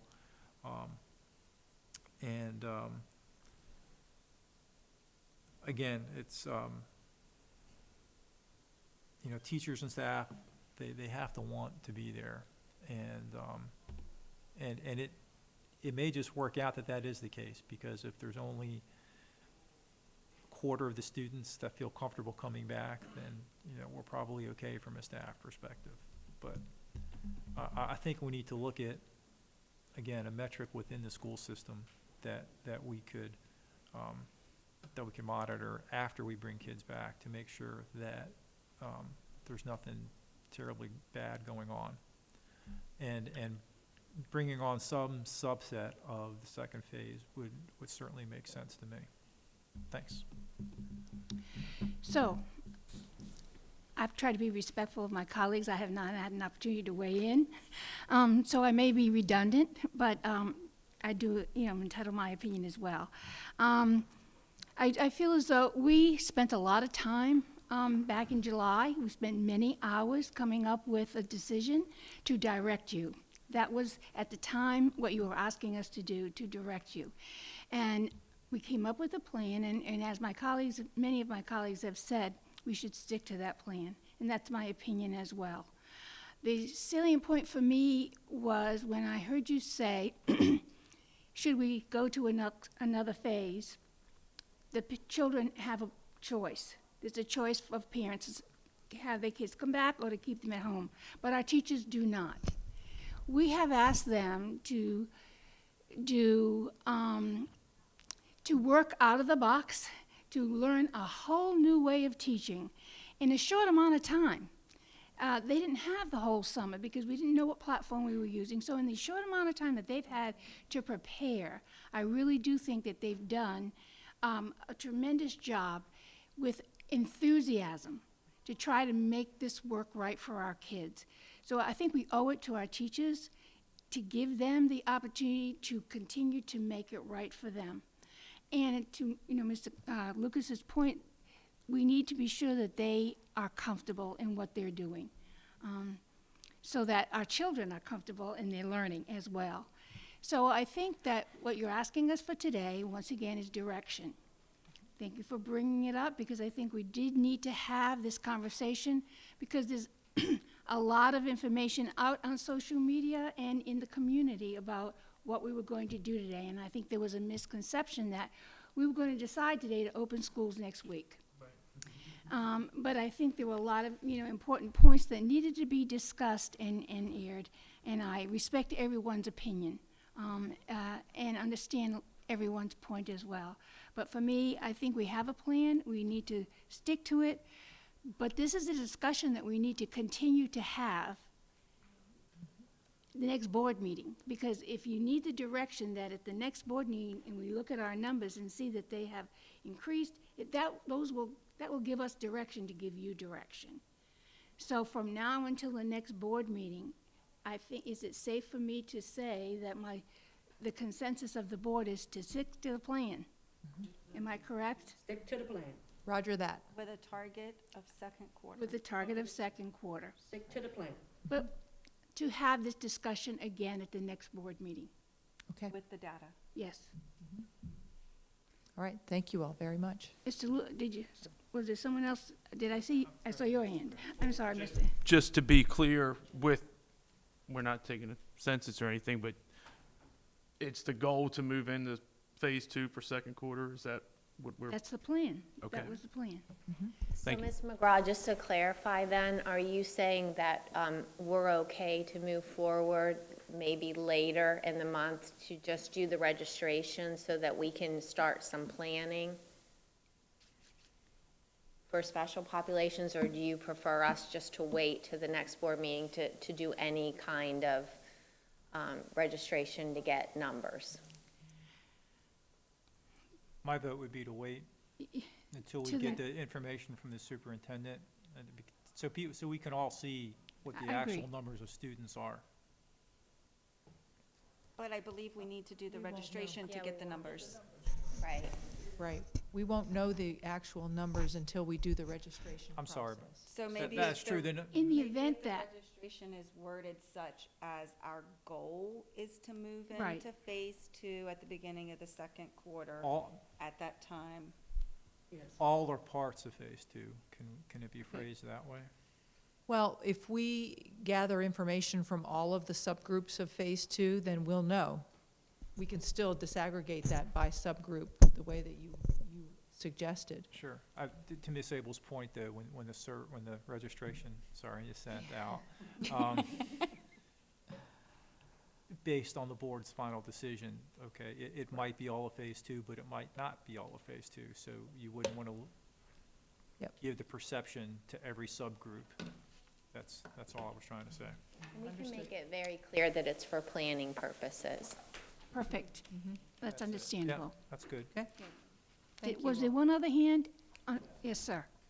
So I have a few questions going back to Ms. Holstein's presentation. My name is Eric Valentine, for those of you who don't know me, and I have the privilege of serving as the student liaison representing Wood High School this year. I would like to provide some comments from the perspective of a fine arts student and follow up with a few questions. When the decision was first made to begin the school year virtually, many fine arts students had to ponder what their classroom might look like. Theater, orchestra, band, chorus, and art, all classes that rely heavily on in-person interactions. As for me personally, I had to seriously consider if I would continue with band, something I've been enrolled in for nearly 7 years. With the Veterans Day concert, winter concert, festival in all county in question, and no real solutions being provided, the value of another year in band paled in comparison to what could be another potential AP credit. Charles County's reopening plan was not too reassuring for me either. The plan only mentions chorus and orchestra once, fine arts twice, theater 3 times, band 5 times, and art 6 times. The frequently asked questions that were released in conjunction with the plan did address performing arts and promised web-based programs and apps like Smart Music, but there were some issues with that. Ultimately, after much thought and deliberation with my director and friends, I decided I had to continue with band. The dilemma I faced was not isolated to me, though. This was one experienced by fine arts students across Charles County. My first band class failed to make me feel as though I made the right decision. My director mentioned Smart Music and stated the county had not created the accounts yet. This was not the drastically different experience students were guaranteed they would receive. To wrap up my comments, I would like to remind you all that next week is Arts and Education Week. In normal times, Mr. Bodemer and his staff would be able to arrange a few student performances. I had the privilege of participating in a brass quintet here just last year. Unfortunately, this is simply not possible. However, I believe you can still show the fine arts students across Charles County that you care and recognize Arts and Education Week. I would like to challenge and encourage each of you to attend at least one fine arts class each day next week and report and reflect on your experiences at next month's board meeting. Thank you. I hope to see you in class. And for my question, I was just wondering what sort of accommodations are being made for fine arts students who must attend family internet centers to receive their education, specifically those who may play instruments or be involved in chorus? That was a challenge. We also heard that from parents who emailed and said, if you've never heard a 5th grader play for the first time, and all of those who have children who did that. So our principals have dedicated classrooms for kids to go during their fine arts period if they are practicing an instrument. All of our principals did that. So we are accommodating that. And Eric, I hope to have the Smart Music. We wrote a very aggressive grant and we did not get the money. So we had a lot of programs that really we were hoping that the grant would take care of the funding. And Mr. Bodemer is working very hard to try to get the funding so that we can support the Smart Music. Thank you. Okay, because we all know this. There are a lot of students who get up in the morning because of fine arts. And we have to make sure that we have a good, rigorous program for them because see, he's playing music for the fine arts. There you go. Ms. Abel. Ms. Abel, go ahead. What kind of money are we talking about? much is that? How much are we asking for? I'm doing this off the top of my head, but it's about $45,000. That's it? But don't quote me on that because I'm doing it off the top of my head. I have to go look to make sure I have the right number because there were a lot of programs in there. And are we allowed to fundraise or accept a private check for that? We don't need to do that. We will find the money. We don't need to do Soon? that. Yes, we will find the money. It's just that there were a lot of programs in there. Okay. So another example is Nearpod. Are you all using Nearpod yet? So Nearpod is coming, and we again used grant money to purchase for the elementary school. Secondary teachers have just really fallen in love with Nearpod. So last week we found a way to purchase it for all the secondary students. So we're trying to use general fund and grant funding, but we're okay right now. To Mr. Valentine's request for us to attend one of your meetings, in normal circumstances, we would be there in a hot minute, but I don't know that we have the ability to attend classes online, do we? I didn't think so. No. So I want you to know that, so if you don't have a report next month, that's why. Is there a possibility for students to do a performance together, but in their own homes, that can be broadcast on our channel? Yes, and that's coming. We have theater arts teachers, chorus teachers that all want to be able to provide that opportunity with students. And you all are using Flipgrid. Our teacher, to try to limit the amount of platforms, is trying to stay away from Flipgrid, so we haven't started it. We did use that in the spring, but she doesn't want to particularly use it. Okay. So So one- yes, that will definitely be coming. I saw another hand, Jim. I don't know your name. Mr. Monk at St. Charles High School did not, or, was it St. Charles? Yeah. Yeah. He did an end of year, last year, music performance with his students. Yes. I watched it online. It was very good. Yeah, very cool. Fine. So I have a question, and depending on the answer, I have a follow-up question.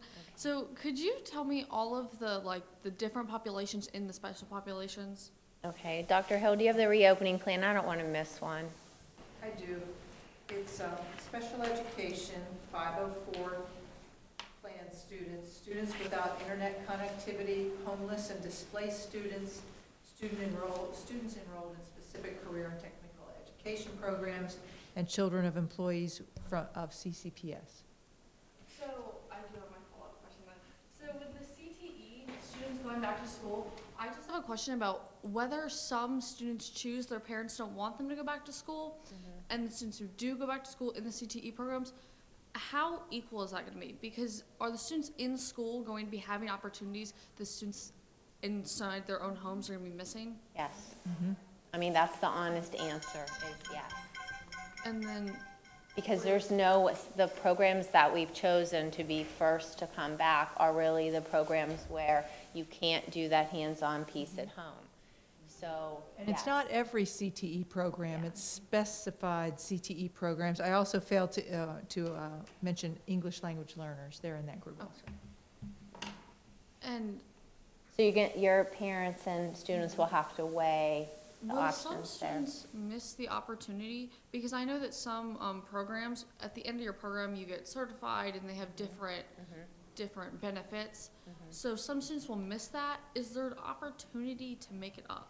There is, and each program is a little different, and Miss Becky Pearson is leading our effort with CTE courses because there have been waivers with hours and for some of the certifications that are required. We are bringing students in one by one to do I think you probably know that, to do some of the certification tests. So she's very active working with your teachers, and she also has an advisory board trying to limit how much you're going to miss out, because that is a big concern. That's why we have certain CTE programs in phase 2, because there really is limited ways. You can do the theory and the book information first, but eventually you need to do that hands-on piece for some of the programs.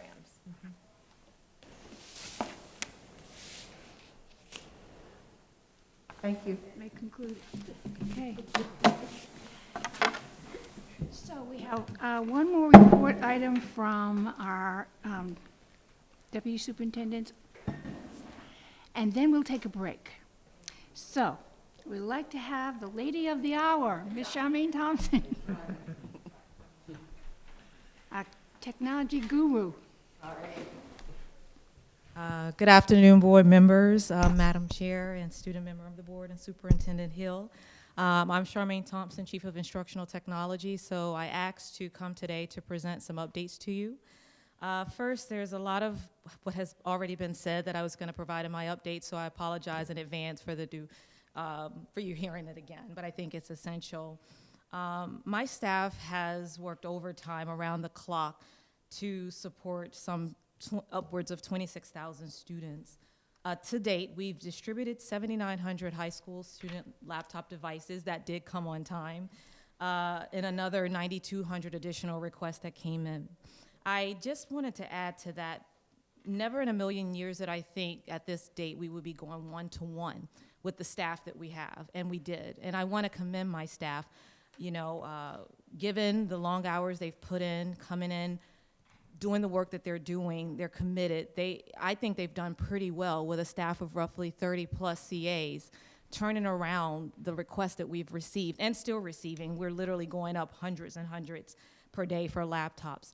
It was never our intent for us to get that notification that the laptops will be delayed for the high school students. So just so you know, we're scraping the bottom of the barrel for laptops, so much that we've even provided our pre-KK and first grade students with an iPad so that they could still engage in instruction. I so much have knocked on vendors' doors. I got good news from Microsoft. They are closing stores, and we were able to purchase an additional 1,000 Surface Go. So I'm literally calling these people every hour. Did the order go through yet? Did the order go through yet? I'll come pick it up. My husband and I have SUVs. I just want to speak to the parents of Charles County. If you're listening, if you're watching, I have read every email. I've saw your post on social media. I've contacted every parent back, whether it was through email or through phone. I've contacted every parent back personally just to even hand walk them through support, to try to help them through the frustrations that they have. My staff has also done as much as they can do. All of my staff, I made it all hands that the helpline go to their phones.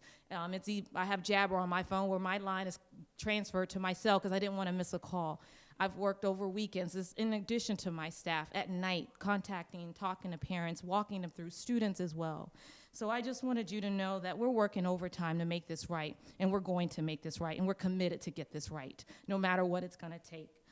Through the CARES Act, and I did see some comments of parents online saying you had since March to do this. Why all this? Why there's delay? Just so you know, with the 7,900 high school laptops, those we had a vendor image, so we didn't have to touch those individually. They were as essential as walking in a store and buying a book off of the shelf and handing it to students. With the some 9,000 laptops that we're providing to elementary and middle school kids, those have to be manually imaged by our staff in order to, and then it has to be logged in as a student to be distributed. So it's a very manual process that they have to go through to prep those laptops. In a perfect world, I would have loved to have all of those 17,000 laptops we ordered and just pushing them out. And we're gonna get those when that's gonna come. Unfortunately, with the sanctions placed on China, it put a delay in our shipment. But as I mentioned to you, I'm reaching out to any and everyone that I can to find laptops we can buy that's just literally off the shelf. So hopefully there's going to be a point we're going to have more laptops than we need, and that's okay. That's a good problem to have. So with that, some of this funding didn't come in until August, particularly some of the governor's gear funding, the broadband grant. So those parents that I'm calling back and emailing, and I'm reading your comments, what's taking the hotspot so long? Why didn't you have this technology? You've known since March. Again, we were never funded to be going one-to-one at this level ever. So we had to depend on funding from state and federal. I'm glad we have this funding. This was a goal of mine when I came to Charles County 3 years ago for us to go one-to-one. My plan was 3 to 5 years. Never in my life did I imagine overnight we would go one-to-one with the staff that we have and the funding that we have. So of course, I've lost sleep. I know Amy mentioned earlier, you have good days and you have days to find your character. These have certainly been my days to find my character. But just know I have never ran from one phone call, from an email, any parent complaint, I've taken them. Matter of fact, I invited a few parents. I've met them out in the parking lot. I've watched one parent, she showed me inside of her van how her students are having to learn inside of her van while she does routes for the Humane Society for Animals. I talked to another parent, you know, she was just frustrated living out in Nanjemoy, not having a connection even with a hotspot device. She has to go to the end of her driveway. I've listened to their stories. I've talked with them. I've cried with them. I too have 3 kids, and I can only imagine. Howard started this morning helping my son getting on logged in with his issues. But I just wanted you to know on behalf of my staff that we're working overtime to make this happen. As far as our hotspot devices, as of August 27th, we were told that those would be delivered within 1 or 2 weeks. If that is true, we should get that shipment notification this Thursday. That would make 2 weeks. I call them every day. What's going on with our shipment? Is it there? To ensure that we can get this to those families. I also wanted to point out with our ACT CCPS requests, we got over, in addition to all the phone calls that we're getting, we got over 3,000 requests that came in through our help desk ticketing system. And my staff, at one time, I had about 8 of my staff working that, not to mention my CAs that are also imaging and distributing laptops. They, when they get a free moment, are also trying to answer some of those ACT CCPS requests, and including myself. I'm personally reaching back out to students, to parents, to principals, to teachers, trying to help whenever and wherever I can. It's a heavy load, but we'll get through it together. I've had every single one of my CAs email me almost at the edge. I've talked so many people off the edge that don't give up, don't quit. We're gonna get through this together. I know it's hard, I know it's frustrating, but we're gonna get through it. I think last week was probably one of the most trying weeks for our county, and for me personal in my professional career. And you know, even still, my staff, we were there, how can we help, what can we do? And we're committed to make this work. Nothing broke my heart more than seeing parents calling me in tears, frustrated with their children that couldn't get logged in, or having connectivity issues, or don't have a laptop yet. And every single one of those parents that reached out to me, I ensured and got them a laptop, even having some of my own staff give up their own laptops, which they did, to ensure that those families could have a device. I'm sorry if I'm running off on tangents, but this means it's near and dear to me, and I'm not just doing a talking piece. I'm really speaking to you from the heart. The digital divide is a personal passion of mine. I studied that when I was in my PhD program for 3 years. I never thought that in reality, some 12 years later, I would be living what I was going to write my dissertation topic on. I didn't get to finish. But Charles County truly has a digital divide, and it's between the kids who have and have not. If anything, this pandemic has shown us is that it's there, and it's not going away, and it's probably going to grow greater. And I'm glad that the federal and the state government is stepping up to help fix this problem, especially in rural Charles County, where in some of our areas the infrastructure is not even there to support a hotspot, and that's unacceptable. And I'm glad that the federal government is throwing money to say fix this problem to some of these companies to do this, and they're doing that work. Unfortunately, in a perfect world, we would have loved this work to be done prior to the start of the year, but that's going to take years. I talked to some parents, I wish I knew this, I would have never bought this house, you know, and it's frustrating. But again, we're committed to get that work done and hope this work can help better our district so that people living out in these rural areas in Nanjemoy don't have to choose between opting out of something like live synchronous instruction versus having to homeschool their kids or whatever choices they're having to make just because of a technology divide. You know, that keeps me up at night. Literally, all of the calls that I'm having with parents, it keeps me up every night. How can I do it? So much, and I hate to admit this out loud, I was going to personally pay for some internet services for parents if they could have gotten it. That's just how much this bothered me, and we just can't get around the issue just because of the infrastructure. With that said, we also opened up some internet cafes, as was previously mentioned, with some like Nanjemoy at Lackey, and we're also looking at additional high school schools opening very soon. But with that, I really conclude my update. I just wanted to let you know that we're shucking and we're moving and we're doing the best that we absolutely can with the staff that we have, and we've been thrown every possible curveball imaginable.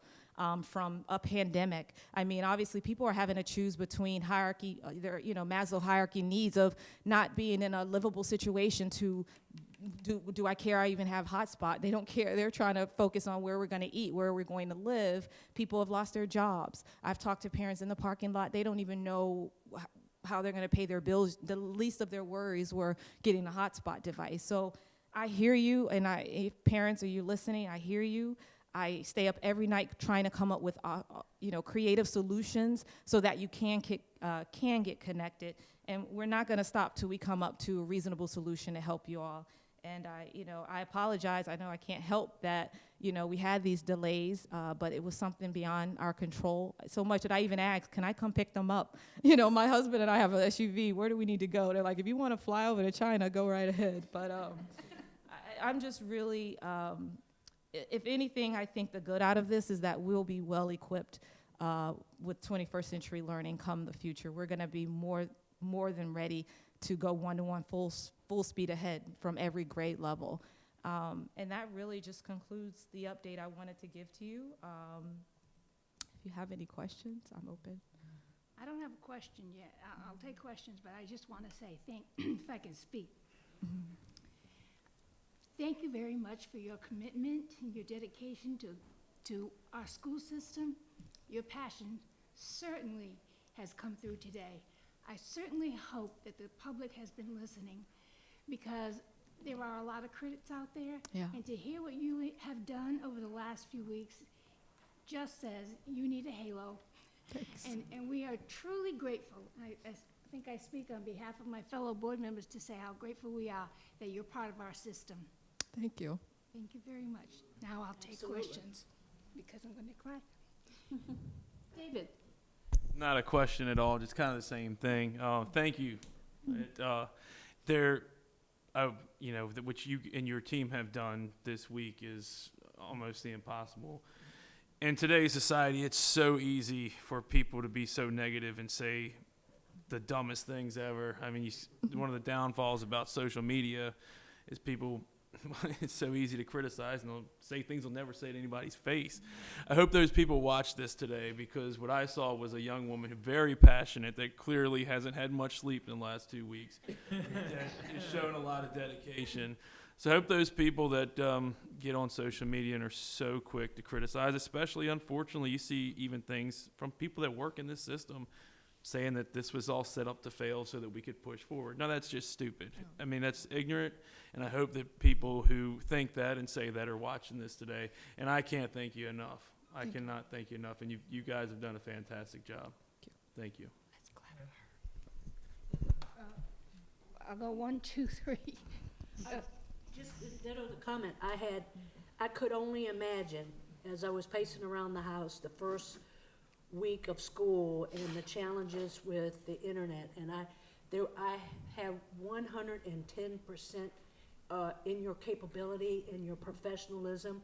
I know that we have the very best standing right in front of us that could tackle any challenge that comes your way. And so I know you're tired. I know that it's frustrating, the comments, but I echo the sentiment of my colleague. Don't worry about the critics. It's about the kids, and you're doing a phenomenal job, what has been thrown at you, and to your staff as well, because I'm sure they're tired.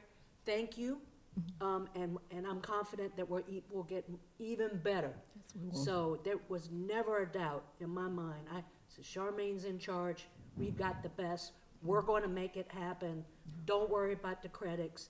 The kids, I know, are in good hands. So keep your head up. We got your back. Appreciate that. We got your back. We know you can.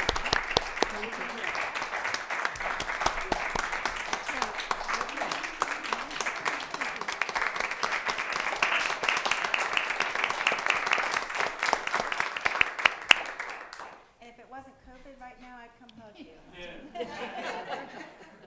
Ms. Battle Lockhart. I just wanted to say I honor you, my sister. Your leadership is amazing. Your spirit is very quiet, but your work speaks volumes. So don't ever let any naysayer, because I got your back, because I'm out there like having those conversations, because when they don't know, they assume. So I'm the person that walks out there to make sure that they understand that, you know, who you are and how you lead. It's not about you. It's just about the situation that we're in.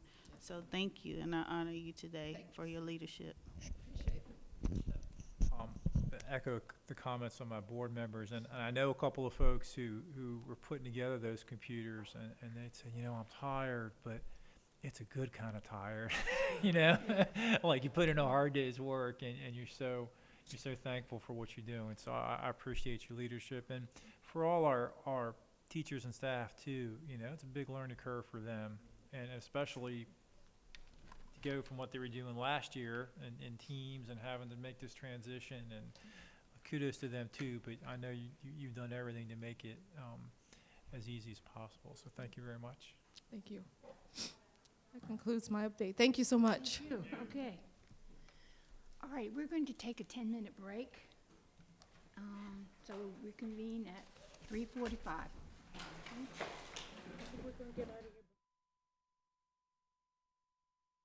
Hello. Good afternoon, board members, Dr. Hill and staff. I'm here today to present the 2021-2022 school calendar. Historically, we generally present this calendar a year in advance during the spring meeting. Usually you see the report item in March or April.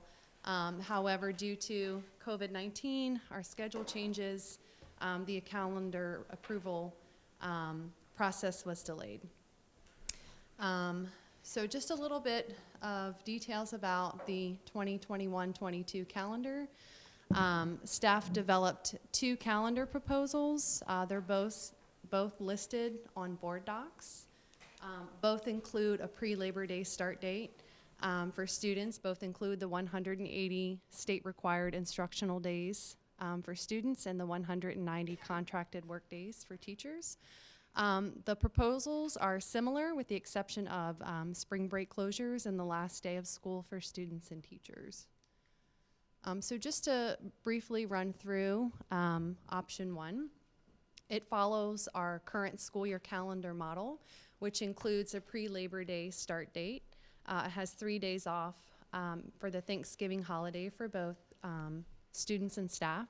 Winter break is the traditional winter break. It's about 7 days off for students and teachers. It includes a full week of spring break for students and teachers. And with inclement weather, the last student day is June 15th and the teacher's last day is June 16th. There's 4 inclement weather days built into both options. So option 2, again, it's very similar with just a few minor changes. The start date is the same. It's a pre-Labor Day start date. It has the 3-day closures for the Thanksgiving holiday. Winter break is the same. In this option, we built in a condensed spring break, which was the Good Friday, Easter Monday with an additional break day. In this model, the last student day with inclement weather, and again, that's 4 days. The parent handbook calendar builds that time in, and then we just backtrack if we don't use that time, is June 10th, and for teachers is June 13th. It's a Friday to Monday option. A little bit of detail about inclement weather days. Historically, we've built 4 inclement weather days into the calendar. I believe we've gone up to as many as 6 inclement weather days. As we all know, we just heard the opening of schools discussion. This year opened in an all virtual format. The Maryland State Department of Education is counting the virtual days for students this year. This year's calendar does include 4 inclement weather days built into it already for school year 2021. In the past, I think when people hear inclement weather days, they think of snow, that winter season. We also have historically closed for an inclement weather day. One school year, it was the first day of school.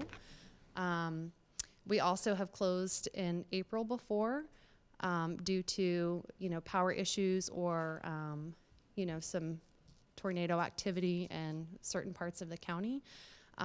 So pulling those inclement weather days below 4, I believe we've done that just for 1 year. But generally we build in a minimum of at least 4. So does anyone have any questions? I don't know if you've had time to review the options that are on board docs. You do. Questions? Ms. Abel? Just briefly looking through it, it looks like there are several of the 2-hour early dismissals on Fridays, which I'm sure everyone is grateful for. But then there's a couple on Mondays. Now, I remember years ago, we used to always do them on Wednesdays so that it was consistent for parents. Right. there a reason, or is there any way we can move them all to Fridays instead of flipping around? I know as both parents working, Right. my job, I always have staff meetings on Mondays, so. Right. I think that the logic behind that is that some of the days allow for grade prep. They're closer to the end of a marking period. I do also recall in some of the surveys that we've done that parents have requested that not all early dismissals occur on a Wednesday, because maybe my child is missing a special every Wednesday. Okay. So I think that has something to do with trying to really line them up against interim report dates, report card processing dates, and as well as trying to balance out throughout the school year what day that's happening.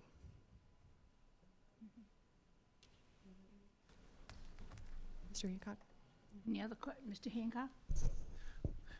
I brought this up last year. I'm going to do it again. I know I'm in the minority on it, so I'm not going to push it too hard, but I am a big advocate for post-Labor Day start. You know, the comptroller's lowest estimates say that it adds an additional $7.7 million to state revenue. That's on the very low end. I just really feel we need to give the state every opportunity to raise funds for education right now. With Kerwin, it's kind of in limbo right now because of COVID, but with Kerwin, with the predictability with COVID-19 and the unpredictability with the economy, I am still a strong supporter of a post-Labor Day start. If you can give me some insight onto why we continue to want to go before Labor Day. So we have done surveys in the past. We've surveyed our community. That includes parents, students, and staff. And the data that I can speak to for the calendar start date, for the last 2 years that we've done a survey, and that was 2018 and 2017, those school year calendars, we've had a 53 to 54% in support of opening schools before Labor Day. I think when we look at opening post-Labor Day, you have to take a look at how to fit those 180 instructional days in and not stretch to the end of June. And that's where we start looking at things like maybe consolidating that spring break, which then you have a lot of opposition from the community as well, because parents, students, and teachers want that opportunity to have that time off in the spring. Okay. I understand that. I know when I did my own personal, very short snapshot of a survey last year, I did get about 2,000 people to respond. It was overwhelmingly majority of the people wanted to start after Labor Day. It's just something that I'm very much a proponent of. So, but thank you. I appreciate it. Sure. Any other questions? So we'll see this again? Yes. Okay. Next month. Does it have additional questions or Yes. concerns? Okay, thank you Thank so you. much. Mr. Heim.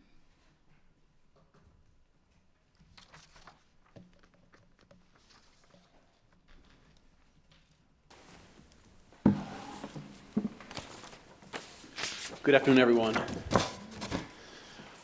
Our first presentation today is just some verbal updates on project status update.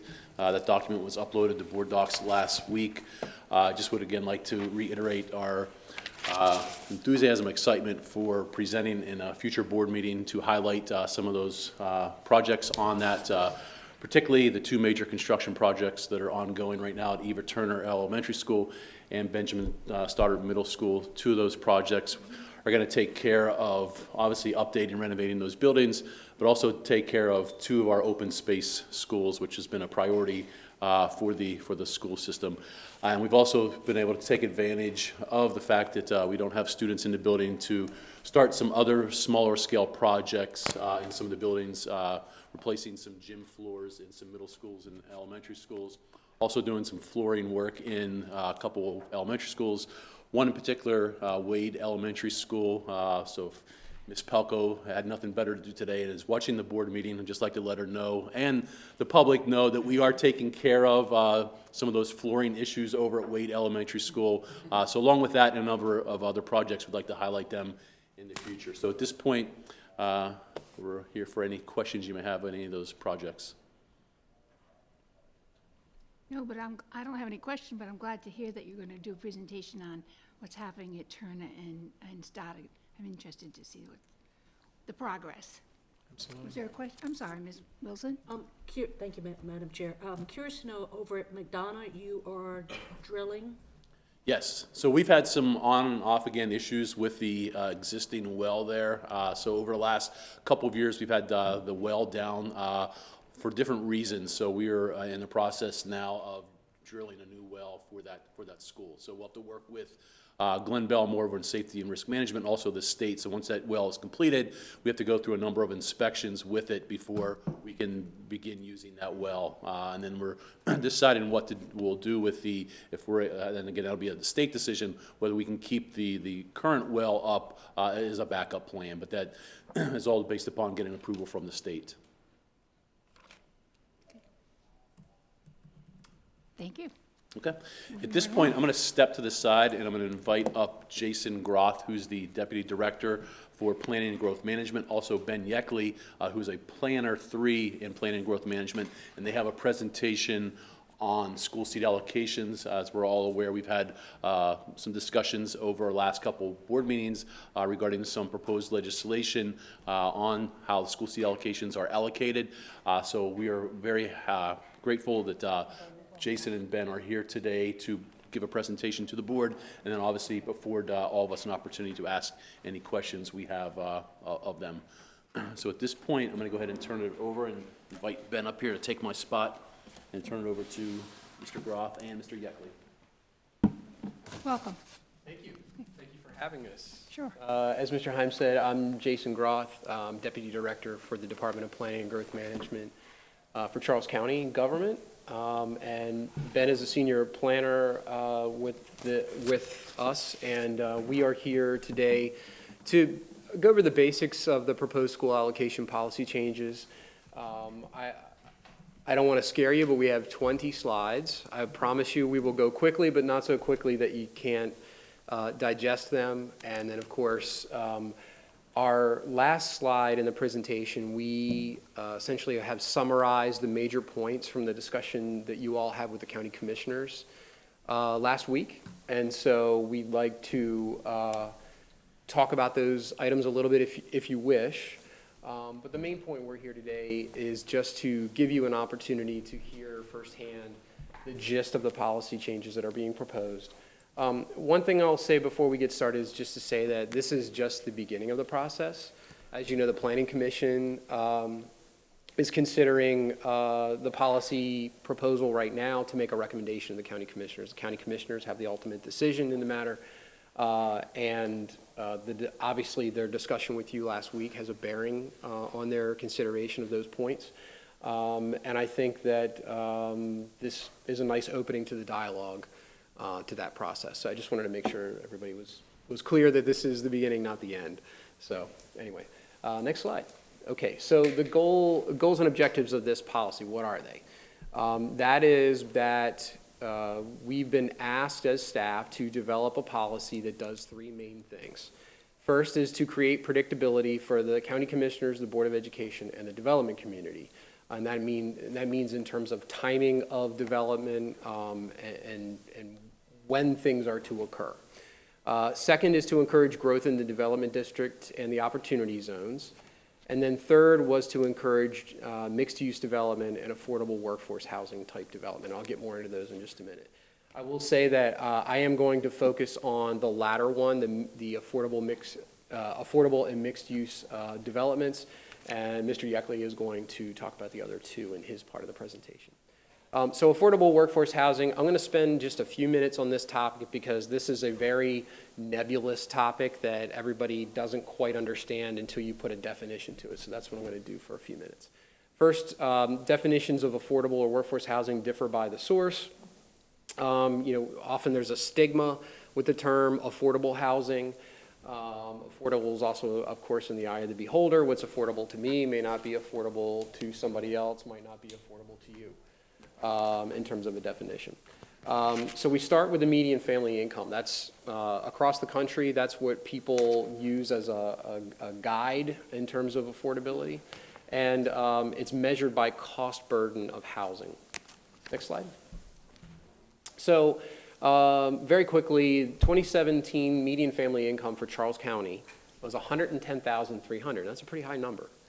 So that is the median family income. So that doesn't mean that each individual in the home is making $110,000. It means collectively the household, and this is based on a household of 4, is earning $110,300. And so that is the bar that you measure against. And so these different definitions, we're probably not going to touch these definitions again, but this is just gives you what HUD, these are HUD's definitions, the Department of Housing and Urban Development. So 30% of the median family income for Charles County would be $33,100, and let's say moderate to low workforce income, in other words, 80 to 100% of that number would be $88,000 to $110,300. And then above workforce would be obviously numbers that are higher than that $110,000.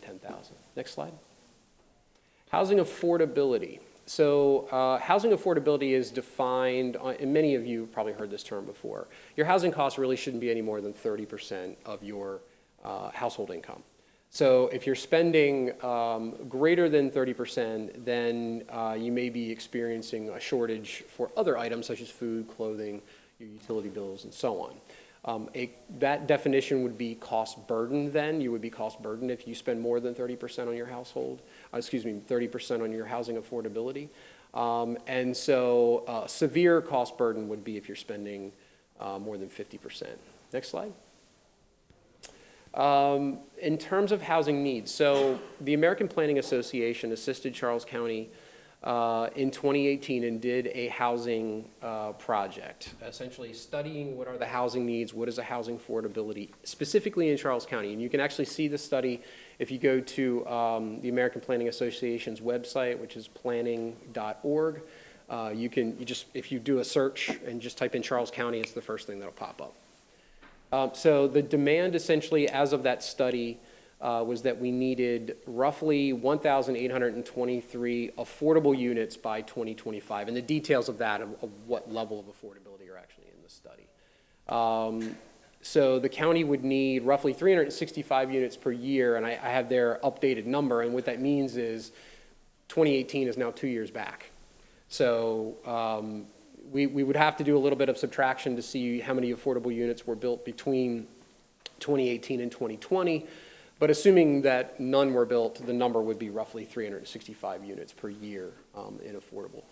And then in 2016, there was a demand for 1,215 units, earning 30 to 80% of the median family income. And the breakdown of that, again, is in the study. But that's essentially saying that somebody earning roughly $40,000 to $85,000 was the real need for housing affordability, which equated to about 1,200 units. Next slide.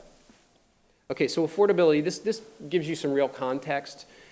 We did a survey of just on available data sources. We didn't contact these agencies, but we looked on websites, we talked to individuals, and these are the rough salaries of various parties. So you can see like a very early on starting teacher with no experience, we have a number of 45,253. So if they're here and they're on their own and they're looking for housing, they're obviously significantly under that 110,000 for the median family income, assuming that they're by themselves.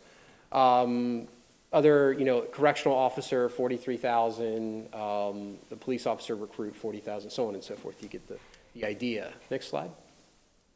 So we did a quick little exercise here to help understand this.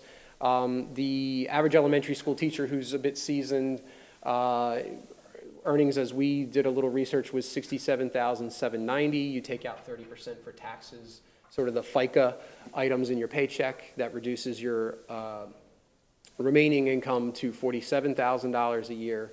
Monthly take-home pay, and that's dividing by 12 months.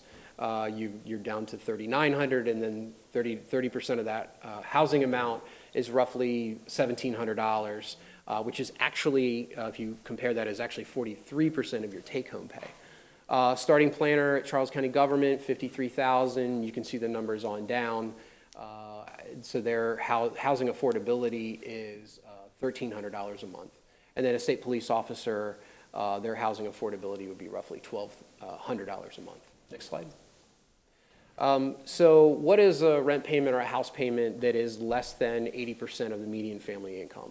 And so the range generally for affordable housing is 30 to 80% in terms of what different programs such as the low-income housing tax credit program, which is mentioned a little further down, in order to qualify developers to qualify for those programs. And this is not subsidized housing. This is a tax credit program so that when somebody builds a multifamily housing project, they are able to get a tax credit, which makes their ability to charge a reduced rent for a unit that would normally be market rate. That's how they're able to do it.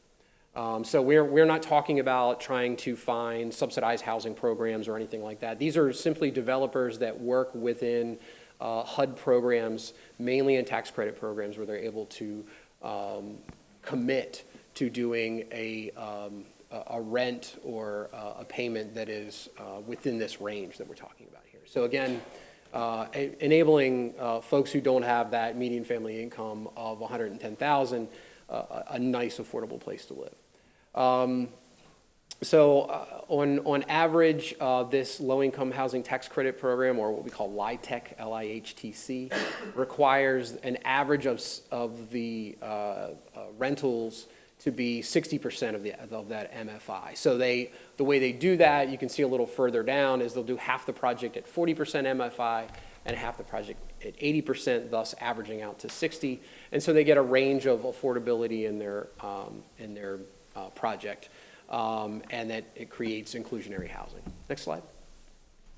Who does this benefit? This benefits young people, families with entry-level income, single parents who suddenly have a reduced income, people saving or spending money for education, people in families with limited incomes.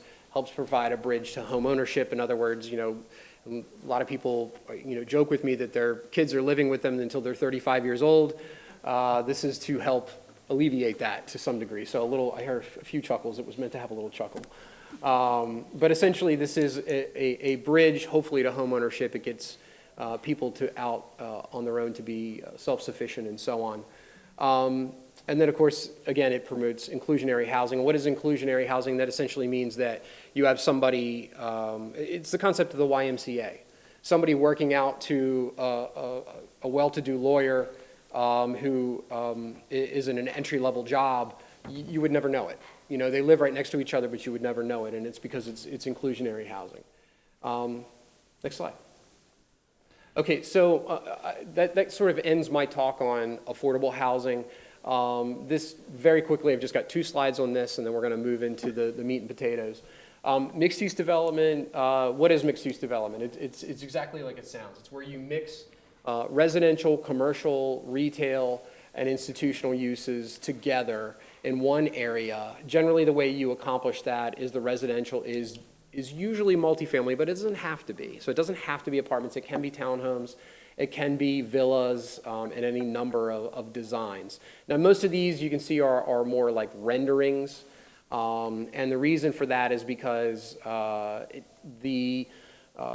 most of the projects that are in the area, it's hard to get a photograph that's stepped back and you can get a good image of. And in doing my research for the presentation, a lot of the websites are a particular type of file type where you can't paste it in a slideshow. So I apologize for the renderings, but this gives you a rough idea. It's meant to be sort of a walkable, comfortable area where people can walk to their destination. They can potentially go to work, walk there. Of course, these days, a lot of us are working remotely, and that's worked out pretty well. But in normal circumstances, having businesses close to where people live, having public park type areas, entertainment, that sort of thing. A good example nearby would be National Harbor. Is a great example. We've talked about the Greenberg-Gibbons project, Waldorf Station. They have projects throughout Maryland, such as Parole Town Center, or otherwise known as Annapolis Town Center, where they've got their residential adjacent to or above retail and office space. Next slide. Okay, so I hit a lot of the highlights, but just a real quick rundown of what mixed-use development is. By the way, this is a rendering of part of Waldorf Station on the right, which is a project that is currently going through entitlement processes in Charles County.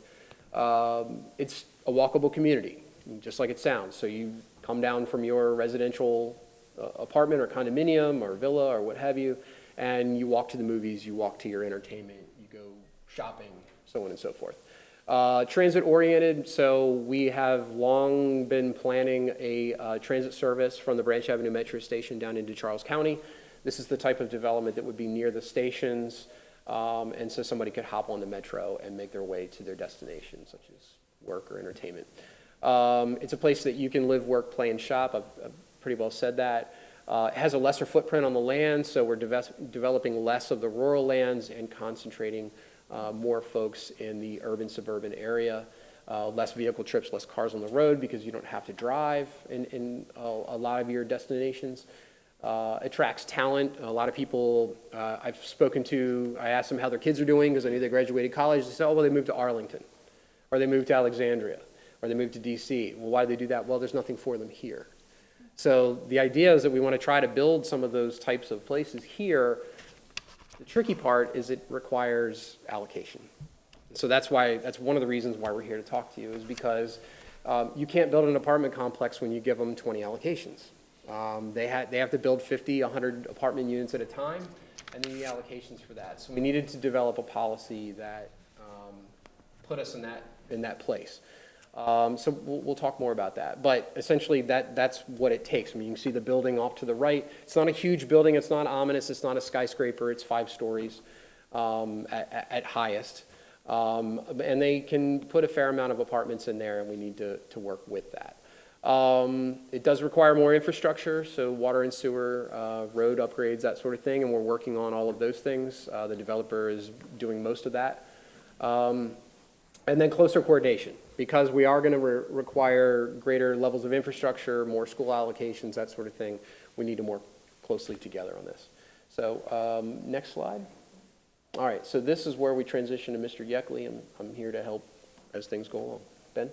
Thank you, Mr. Roth, and good afternoon, members of the Board of Education. My name is Ben Yeckley, and right now I think we'll do a quick recap of the school policy amendments. And as you all are aware, we're proposing amendments to 2 county documents, the first of which is Section 258 of the Charles County Zoning Ordinance, which is the school section of the zoning ordinance, and also the Adequate Public Facilities Manual, Section 4.0, which is also the school section. And now the proposed amendments, I'll try and be brief because I'm sure you all have heard this before. And please note that all of these, the brief explanation today is not a summation of all of them. It's just a brief presentation of some of the highlights.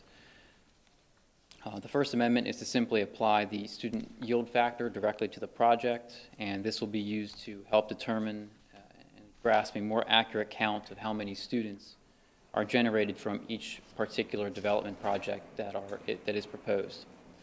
The next proposed amendment involves the addition of the sunset provision.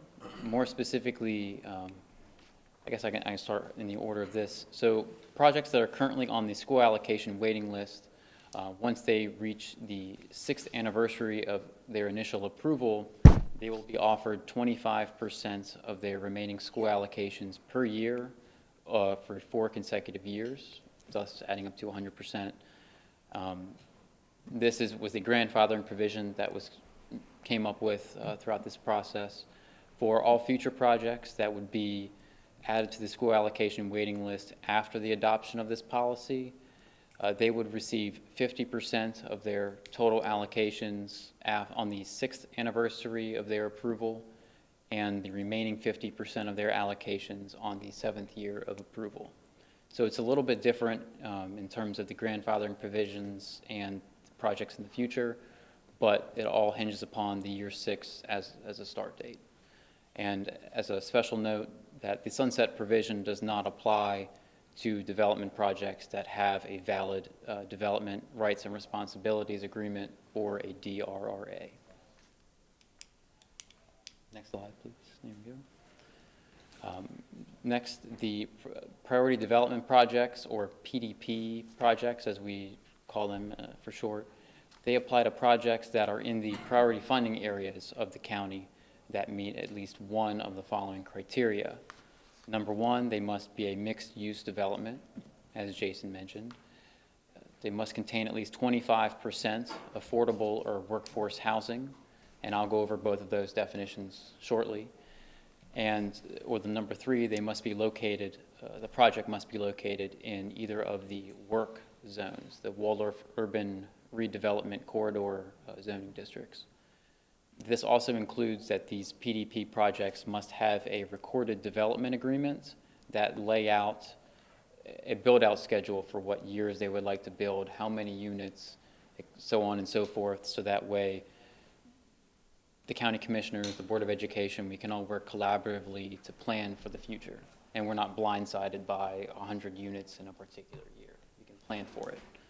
And as another note, right now the allocation cap is set at 800 allocations per year. And just quickly going over some of the definitions, as Jason touched on both of these, we have defined mixed use is a development that, number one, provides 3 or more significant revenue producing uses, such as retail, entertainment, office, residential, hotel, and/or civic, cultural, or recreation. Number two, it would foster integration, density, and compatibility of different land uses. And number three, creates a walkable community with uninterrupted pedestrian connections. We defined affordable and workforce housing as, as for purposes of this. Affordable and workforce housing will be defined as development projects that contain at least 25% of the housing units that are affordable to households that earn 80% or less of the average family income for Charles County. And as Jason mentioned, that was roughly, as of 2017, was $110,000. And just to mention the Town of La Plata's policy, the Town Council annually sets the number of available allocations, and through reading their allocation policy, there is no set formula that they use. It's more determined as the years go forward, and every year they revisit how many allocations they would like to give. However, it is written in their code that they can give no less than 100 allocations per year to keep up with economic demand and so on and so forth. And they have used, historically, around 161 allocations since 2015, and that equates to around 32 allocations per year. And now I would like to briefly discuss some of the concerns that were raised by the various Board of Education members during the previous meeting with the Board of County Commissioners.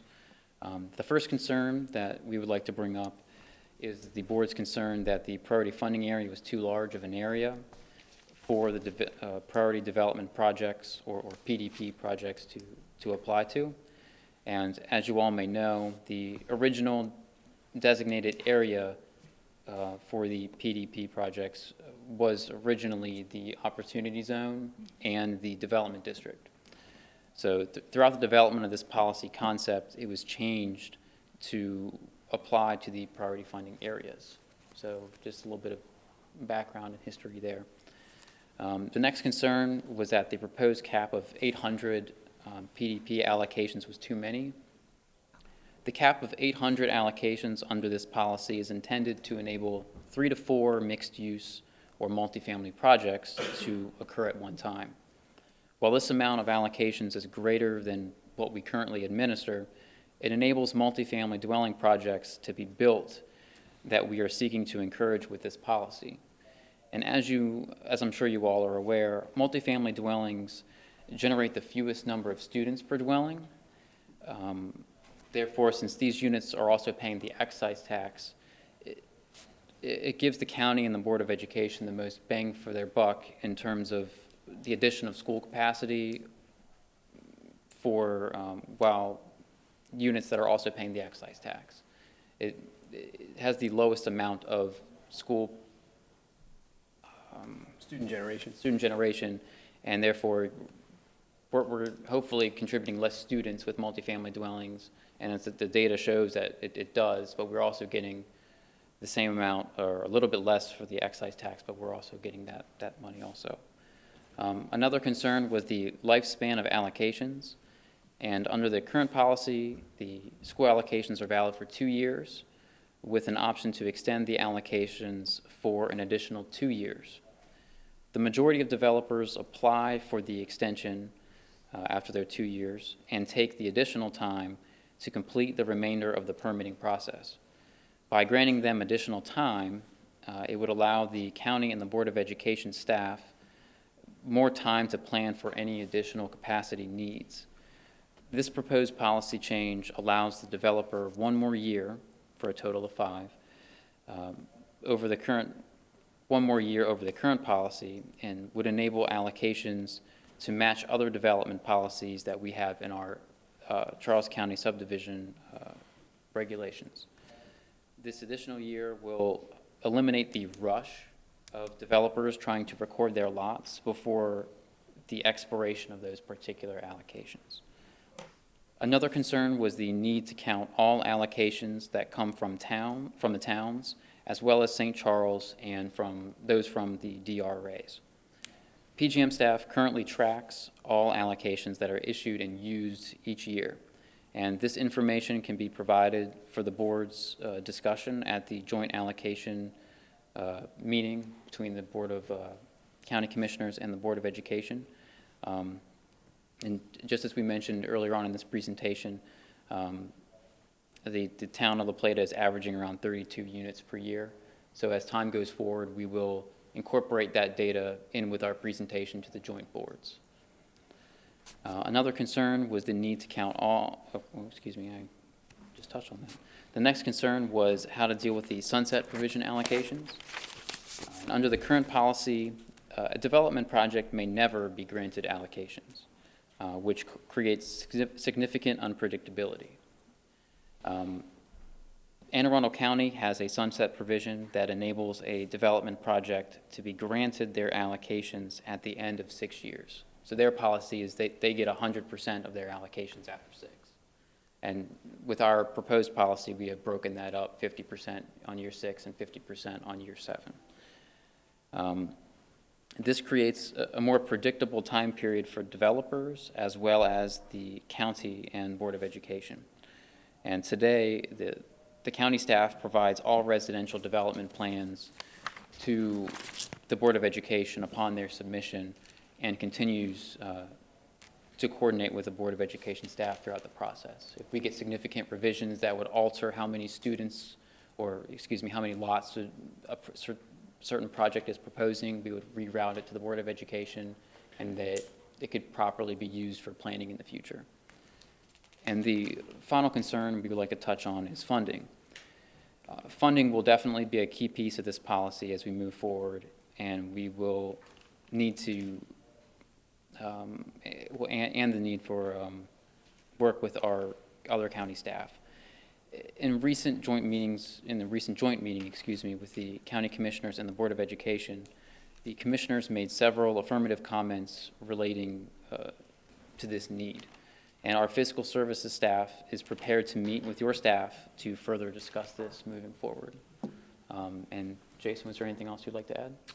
No, I think that basically concludes our presentation. I really appreciate you all hearing us out in terms of what this policy contains, where it came from, and what we're trying to address in terms of needs that were raised to us as staff. Certainly, we're not here to defend or debate, argue, what have you. We're just here simply to answer your questions, and I know the county commissioners are committed to meeting with you again and discussing these items further. But with that, I'll conclude, and if there's any questions for us, we're happy to answer it. If not, we'll see you at the next meeting. We have questions. I figured as much, but I figured I'd give an out in case, I know you ran long. Who wants to go? Oh, well. Thank you very much, though, for your presentation. But now we have questions. Mrs. Abel. Thank you so much for coming over here today and explaining this in more detail, also including some of our concerns in your presentation. If we could go back to the last slide that showed our concerns, I have 3 or 4 questions on some of this. One for the PFAs. You mentioned that it started with the opportunity zones and then it got expanded to include PFAs all over the county. Can you tell us a little bit more about that process, how that happened, or? So essentially, we as staff proposed that it would be eligible for the development district and the opportunity zones, which essentially meant most of the opportunity zones are actually within the development district, so there's a great overlap there. We were not recommending that the portion of the opportunity zone that went east of Madeline Beantown Road, which is not development district, be included. So I know that's not what you're asking, but I just want to make sure that's clear. And then there is an opportunity zone in Indian Head as well. So I wanted to make sure that was clear, that it wasn't just Waldorf, there was also a component in Indian Head. So we had 2 meetings with the county commissioners in June of this year. Both were to develop the concept of this, because we knew what we were asked to do, but we weren't 100% clear on details. And so those 2 meetings in June with the county commissioners, I think one was June 3rd and one was June 16th, I believe, were focused on the area of applicability. And essentially, we were recommending the development district in the opportunity zone. Toward the end of the second meeting, the commissioners asked us to consider the applicability area to be larger. And that would cover areas like Bryan's Road, Hughesville, and one of the main reasons, such as Hughesville, is because it is a very defined village. It's not if you have a Hughesville zip code, it's if you are in the actual village of Hughesville. And part of that reason is we have a water and sewer project planned for there, and one of the ways to ignite development focused in that area would be to apply it to the priority funding area. I think that was the intent. However, I think that caused some concern among some folks because it expanded the area to other areas of the county, less finite. But that's essentially the evolution. There was certainly no malintent. It was just essentially to see that other areas that were designated as priority funding areas could also be given the same benefit. Just so everybody knows, priority funding areas essentially are the parameters of a priority funding area are designated by the state, but the counties identify what the priority funding areas are. And I know, Mr. Hancock, you had some concerns about the priority funding area in particular. The priority funding areas by this shouldn't be expanded in any way. Should it stay the same? It might not. This is all part of the discussion. But if it was to stay the priority funding areas, I think there was some concern I heard about them being expanded, sort of like designated and it will come or it will get bigger. Priority funding areas have very defined boundaries and they have very strict rules that you have to meet in order to be in a priority funding area. Most of it has to do with density. So the basic rule of thumb is you have to have a base density of that zone has to be capable of accomplishing roughly 3.5 units an acre. And it's fairly high. And so you won't see your rural areas all of a sudden being taken over by priority funding area expansions unless the zoning were to change. And so there's sort of a means to an end there. It's a very complicated process, a lot of public hearings and that sort of thing. It wouldn't just be like, well, we think this area looks good, we'll add it, we'll just change the designation on the map. It's certainly not that easy, and it requires state approval as well. So that's a very Thank you very much. Robust answer. As you know, that is one of our concerns, whether it be that we don't have school sites or ability to expand the schools in some of those areas. But as a follow-up, if there was a way, could you possibly email over a map with the priority funding areas identified to share, just so we know what areas we're talking about? Yeah.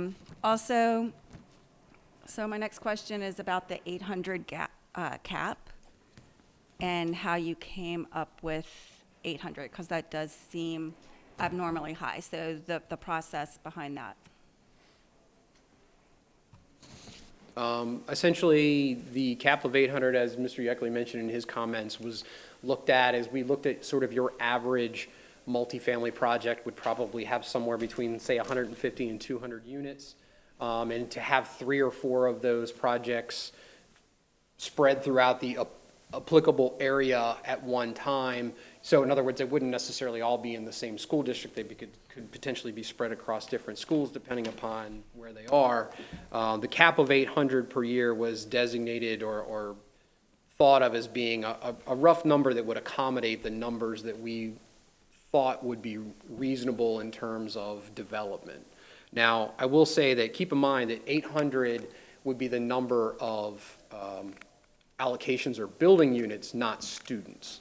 So essentially, if the student generation rate for a multifamily for elementary schools like 0.22, well, that's 1/5 of a student. So 1 in every 5 apartments would actually generate a student. And so we just want to make sure it's put into context of what that 800 actually means in terms of student generation. I also wanted to add one quick thing to piggyback off of Jason. So I think as we may have mentioned before, the multifamily dwelling projects, they need a higher number of allocations at one particular time because they're building buildings at a time. They can't build, if they get like 5 every year or 10 every year, they would have to pretty much bank those up for many years just in order to build one of their buildings.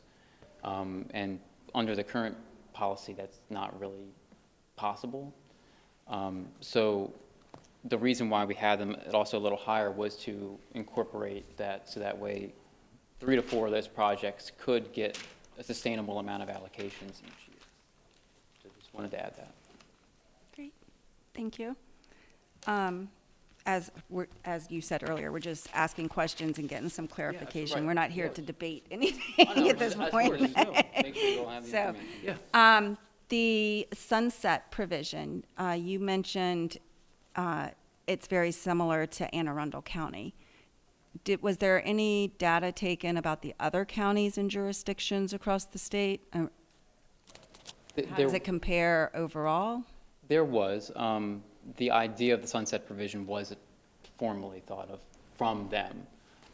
But the majority of from my research, it showed that there was not a whole lot of issues in terms of school allocations for a lot of other jurisdictions. Like St. Mary's, for example, is my understanding that if a project basically wanted to come there, there would be no limitation in terms of school allocations. Okay.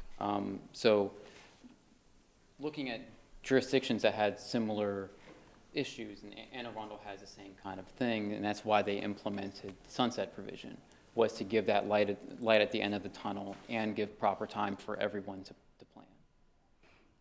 Okay. We did,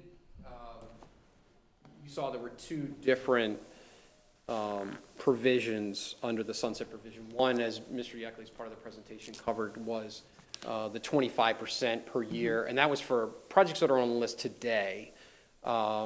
Essentially, instead of pushing forward with the 50% in year 6 and 50% in year 7, you wouldn't see any projects be under this policy, if it weren't to change, be granted 50% of their allocations in year 6 until 6 years from its date of adoption. So it wouldn't apply to any projects that are approved already today. Any project that is approved today would only get 25% of their allocations in year 6, 25% in year 7, 25%. I'm sorry, I said that wrong. When they've been on the list for 6 years, they wouldn't be granted 25% until they get to that year 6, 25, 25, 25, until they're completely built out or fully granted. But the 50% doesn't take effect until somebody's been on the list for 6 years after this policy gets adopted. That makes any sense. And now for when we go in for our allocations meeting, or to give out the allocations, and this is a twofold question. I know we currently kind of pen and paper on the side watch the Docket 90 and the La Plata and the Indian Head allocations, but they're really not incorporated into the total allocations that the county gives out. So say you're capping it at 800. you've got these sunset provisions that are out there. Say you give 50%, which is 200 to 1. Is that going to come out of the 800? No, not under the current proposed policy. So we could have 800 brand-new allocations plus 200 to Joe, who's been sitting on the books for 6 years, 200 to somebody else that's been sitting on the You books. wouldn't see numbers that high, because we don't Well, have projects. I'm just trying to. Well, but I do want to keep it into context, Okay. because the projects that have been on the list, most of those projects are smaller in scope. They're 40-lot subdivisions, 50-lot subdivisions. So Okay. 25% would be 25% of that number. So they're getting 10 allocations, or they're getting 15 allocations, which actually equates to about a little less than half that in student generation. So that those 10 seats they get, 10 allocations they get, actually generates about 4.5 students. Okay, but it's still not part Among of the all three 800, levels. yes. Yeah. So if a new developer came in and wanted to build a mixed-use development and say apply for, let's just say 600 of them, and he sits there for 5 years, he could get all 300 in 1 year and 300 the next year. If he's brand new Under coming the- in, he would get Yes, 50% yes. at year 6 and 50% at year the 7, and that 50% would not count towards the 800. Sure, well, the sunset provision applies to projects that are granted allocations off the normal waiting list. So what we meet about every year, once a year, with the county commissioners, projects that are on that list, so that could be a conventional rural subdivision of single-family homes. There, and that's the majority of what's on that list, and there are a few townhome projects. Those are the ones where the 50-50 applies to, or the 25-25-25. Okay. If you're a priority development project, the planning side of it is they have to give us a development schedule. So they say, now, and I've never seen a project go through in a year. It takes them, they have to go through the planning process, which takes at least a year to get their development plan approved. Then after that, they have to do all of their infrastructure permitting process. That generally takes 18 months to 2 years. So already you're at 3 years. And then beyond that, they have to do whatever other land preparation they need to do. So you're at roughly 3.5 years, let's say, before you start seeing vertical construction of something for these multifamily projects. So the developer will give us, and when I say us, I mean Charles County staff, Board of Education staff, a development schedule saying they're going to build so many units per year. So just the process alone, they know they have to go through all those processes. You're probably looking at least a 3-year lag time, but it could be more, depending upon whatever their obstacles are. So those projects, yes, they could move at that pace. Okay. Thank you very much for clarifying all that. Just to make sure I have a point of clarification, with that example, like you mentioned with a mixed-use project, it would not be part of the transition provisions and wait on the waiting list. If it was approved, and correct me if I say this wrong, guys, if it was approved as a priority development project with the development schedule, it would come under the current 800. Yes. And if the development schedule said 300 in year 3 and 300 in year 5, that's what they would get as they would move forward. So they're exempt from the normal waiting list because they go into this other category. Okay. They would not be subject to the sunset provision. Okay, great. Thank you, Madam Chair, for your indulgence in letting me get all my questions out. As we move forward, as you stated, one of the biggest concerns that we have is the funding, and there will need to be a lot of collaboration regarding fully forward funding those schools. So I'll turn it over to any of my fellow board members. Thank you very much. Mr. Hancock. Thank you, Madam Chair. I want to thank Jason and Ben for coming here today. I really appreciate it. I think we all do. It's nice to collaborate and all be on the same page. I really appreciate it. I just have a question. The one thing that really sticks out to me is the sunset provision. Can't you move forward with Waldorf Station and affordable housing without the sunset provision if you make the adjustment to where if the PFAs, as it says with the PFAs, if you meet those requirements, you're already making adjustments for allocations. So what is the purpose of the sunset provision if we can do both those things without it? So I guess I'll touch on it first. The sunset provision is more to give an end in sight to the projects that have been waiting on the school allocation waiting list. We have had, and as I've said earlier, projects can sit on there indefinitely. And we have had some that have been on there for over 10 years, just as it stands today. And they would not be able to get their allocations. The project would be sitting there, and if they don't meet, we have other timing provisions in our subdivision regulations that have a 12-year lifespan for a preliminary plan. And sometimes, and we've had it happen in the past, where a project would not be granted its allocations until like year 11.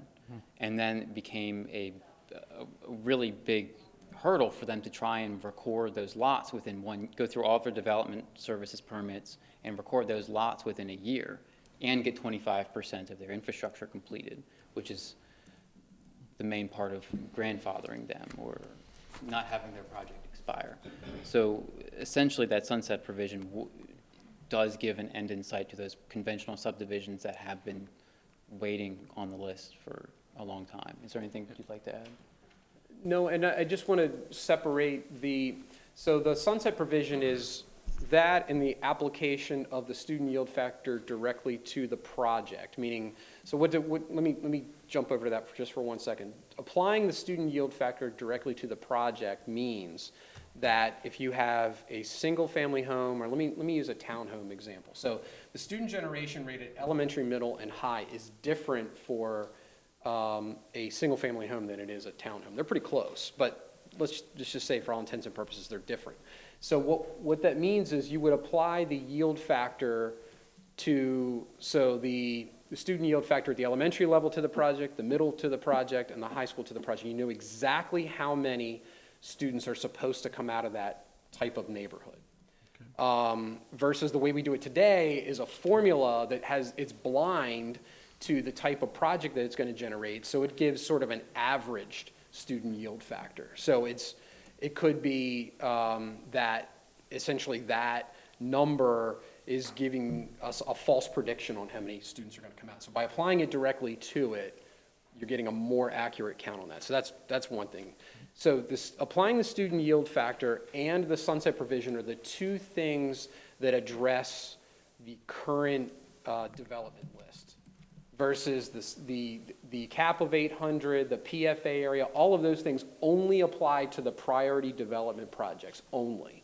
So the affordable workforce housing projects and the mixed use projects, those are the only types of projects that are subject to the 800 and are subject to this development agreement, which again, the development agreement, part of it is for that predictability. So we know exactly when they're going to build and what they're going to generate. It's all about, planning ahead and predictability.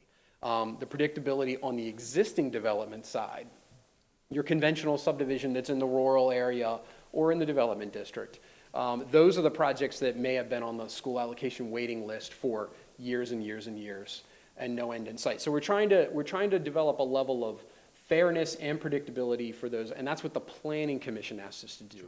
The affordable workforce and the mixed-use projects are something the county commissioners asked us to do. The predictability on the waiting list, and thus the sunset provision, is something the Planning Commission asked us to incorporate into the policy before we developed the policy. They said, we want you to do this. The county commissioner said, we want you to do that. We put it all into one policy, thus creating an immense amount of confusion. Sure, gotcha. Well, the reason I asked that question, I appreciate the answer. The reason that some of these subdivisions sit on the books for 11 years is because we don't really have the space for students. So I understand the student yield thing kind of makes sense to me, but to just put a sunset provision that will just open up development pretty much countywide, that's going to be a hard thing for us to catch up with and to be able to gauge where do we invest money on our end for infrastructure. So that's why it really means a lot to me. So I mean, I can understand, you look at it from one side, it's not fair to the developer, but you also have to look at it from our point of view. There's a reason why it's not going through. We have always put the cart before the horse, and we don't have the infrastructure there for these students to attend school. So that's why it's such a big concern for us. Sure. But I do appreciate the clarifications. We can offer up something actually that we've been working on, which is we can perhaps at the next meeting with the commissioners or whatever preparation there is, we can look at what the student generation would be from these projects and in what school districts they would be in. That's something that we've been working on currently. It's not quite ready yet. And of course, we'd share it with your staff, because Steve and Mike are very knowledgeable on this process. And I think if we can share that information, it'll give a perspective of how many students we estimate will show up from particular projects in particular school zones. And I think that would be a lot more digestible and understandable, because part of this would be fear of the unknown. You know, like when you hear these numbers and you hear these changes that you don't know what they're going to result in, that can be scary. And so I think if we can put real numbers down that your staff may possibly agree with, in terms of, yes, the data would result in that, not necessarily agree with the policy, but agree with the numbers, then, you know, maybe that would give some greater comfort or some greater concern. We'll see what that comes out to be. Well, thank you, Jason. Thank you, Ben. I appreciate it. Absolutely. Mr. Lucas? Thank you, Mr. Groff. Thanks for the presentation, gentlemen. Really appreciate it. So, and I like your last comment about putting, you know, numbers to everything, because you know, at the end, the devil's in the details. I just want to make sure I understand. Allocations don't always translate into building permits. That's a desire, right, of the person putting in those allocations, but everybody has to plan that that's going to be the case, or at least on our end for schools. So I think in that presentation that you gave to your county staff, you mentioned that between 2010 and 2020, there were approximately 6,200 allocations. Does that ring a bell? Does that sound about right? I remember the number coming up in the presentation. Yeah, I don't particularly recall off the top of my head, but there was a substantial amount of allocation. The interesting thing is that, on that point, is that, let's just say roughly that number is right on the money in terms of how many allocations over that 10-year time period. What I think we were trying to present is that it doesn't mean you're going to see 6,200 students in the school system added. Because obviously there's graduations, there's kids that move out of the system. The question is, what's the balance? You know, how much is coming in and how much is going out? And I think the point was, there's factors of that going on in the background, because the number of increase in students varied year to year. And we can see that in the student census that's taken every year. Sure. And as you mentioned, for the types of things that you have presented, the yield factor may not be as high as we have seen in previous amounts of development. And what kind of, at least for me, stuck out like a sore thumb was that if that 6,200 number is right over 10 years, so that's 600, we'll even call it 700 a year. If I'm reading that slide correctly, we could have 800 a year proposed cap, plus another couple hundred from the sunset provision. So now you've gone from a 10-year period, again, don't always translate, allocations don't always translate to permit, but we had something around 700, and now we're looking to add another 1,000 to that, so more than double it. Student yield factor taken into consideration. So that was kind of worrisome, at least for me, because that's a big increase. I can understand. I just want to make sure I understood that, but okay. You cleared up a lot of things for me today. I really appreciate it. It's good. Other comments? Ms. Wilson? Well, it's good to have the opportunity to talk to you today, and I think this is the start, like you said. And I think it's important for the parents and the guardians out there that are watching, and hopefully will be watching, you know, this document really needs the time and investment from a more deliberate and collaborative effort, because the consequences, and obviously all of us are here to advocate for the school system. So, like you say, this is the start, and hopefully we will commit to a significant amount of time. And I know time is money and money is time, but I'm emphasizing the importance of balance.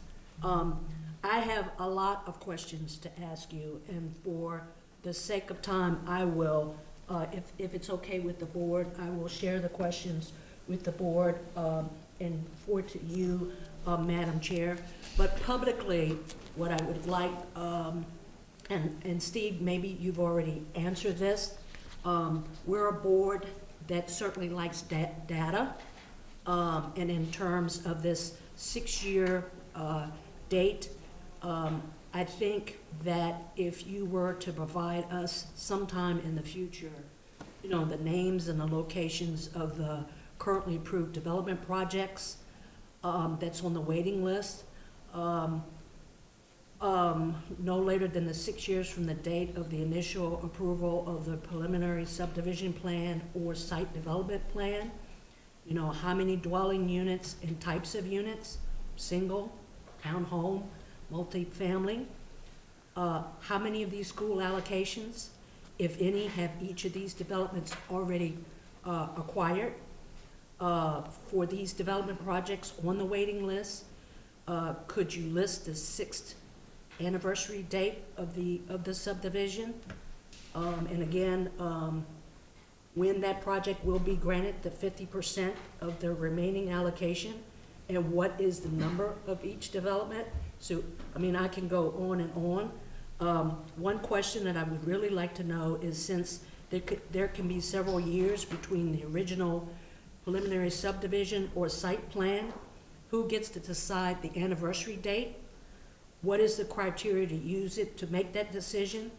And can this determination be appealed? And then moving on,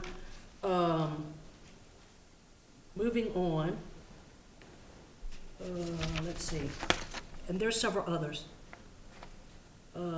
Would you be able to provide that list to your staff who can forward it to us? Absolutely, but I just wanted to publicly. Absolutely, no, I'm just saying you got a lot, so I want to make sure I get it right. Can't write past them. There is a situation that's going on where, is it the intent of the legislation to allow any development project that has had school allocation prior to 2017, a full refund on allocation deposits? Well, I'm not sure where that would come from. Okay. So, quick clarification on that one. So, school allocation deposits are today, under the current policy, fully refundable when they record their lots. If they do not record their lots, if they forfeit their allocations, they get 50% of that money back. We keep 50%. The allocation deposits are only, it's $1,000 per lot. It's intended to ensure that somebody accepting allocations is serious about those allocations, not hogging the allocations where someone else on the waiting list who's in the same school district could benefit from them. That's the only purpose for the deposit. It is not a revenue for the county. We always give that money back. It's just to ensure that they're honest and forthright with accepting those allocations. And my last 2 points, because again, I could go on, and again, I will provide this in writing. You know, affordable housing, and I'm glad that you started the conversation about affordable housing, but I think there needs to be some required criteria, not optional one. And so I think embedded into the document, the word usage needs to be clear, that it's not an option, that if we're serious about providing affordable housing, that there needs to be some mandates. And then I'll leave you with this. Collectively, I think we need to talk about safeguards about school overcrowding. If the school seats don't exist at the time the county has to grant the school allocations, you know, how are we going to ensure that we don't have school overcrowding? And I would just close in saying that, again, we appreciate the opportunity to collaborate. And this document, I mean, is intense. It wasn't updated since what, 2016. The last time that was done, it took over 2 years to update it. I am certainly not saying that should be the case, but I'm certainly saying that there needs to be a deliberate, collaborative effort because of the consequences or the burden because I hear a lot of language about accommodations to development. And Charles County has been growing for the last 20 years. There isn't a housing shortage, by no means. But I also understand that folks have speculated, they've invested, and they want a return in their investment. I'm all about business, I'm all about making money. But I also understand that the school district is the backbone of the community. And people make a decision about coming here based on the qualities of schools. And we cannot afford to have overcrowded schools. And I made this point before to my colleagues, that the 6 years that I've been associated with the Board of Ed, whether it be as a volunteer and now as a board member, each year we go before the commissioners and we ask for our budget. And our superintendent and her staff does a wonderful job in saying, these are the things that we want to do to make our school system top-notch. And I know that I have more seasoned board members that's been around, but we're constantly advocating just enough money to pay for our teachers. And we are nearly 27,000 students strong, and it would be nice to be able to ask for monies for services and programs. And this whole conversation is about just a facility. And it takes a lot more than just a building. It takes the teachers, the professional staff, and what will make our school district better is the ability to provide those services and those programs. So let's not get lost in just let's finding a seat and making sure we're at capacity or above capacity. I think we need to take a step back and take a look at the bigger and broader picture. And I'm adamant about this. I'm a graduate of La Plata High. I've had the opportunity to live in a variety of communities throughout the world, and I know how important, from an economic standpoint, a school district is to its community. And this has been, thus far, a very positive and collaborative experience, and I want to keep it that way. But I certainly want to make sure that we look at the big picture. And the way that this has unfolded, it seems like a lot of emphasis in accommodating to developers. And in my view, it's important to think about the student and our students that will occupy these buildings. And we definitely need to make sure that there is an alignment of funding, because it makes no sense in filling all of our schools at 110%, and we don't have the services or the programs, and it'll make our school district, less, a less asset, and we want the very best for our students. So thank you for affording me the opportunity to stand on my soapbox, but I graduated from this school system, and I know it's a pretty good one, and I want to keep it that way. Thank you. You're welcome. Thank you. Ms. Hancock? Thank you, Madam Chair.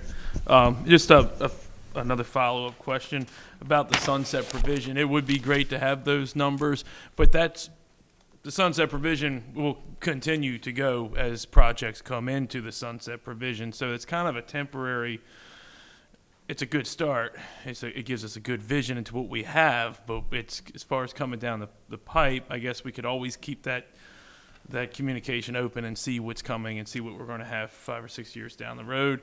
Still not a fan of it, but I guess it's better than nothing. And to tap in on something Tina was saying, it is kind of hard.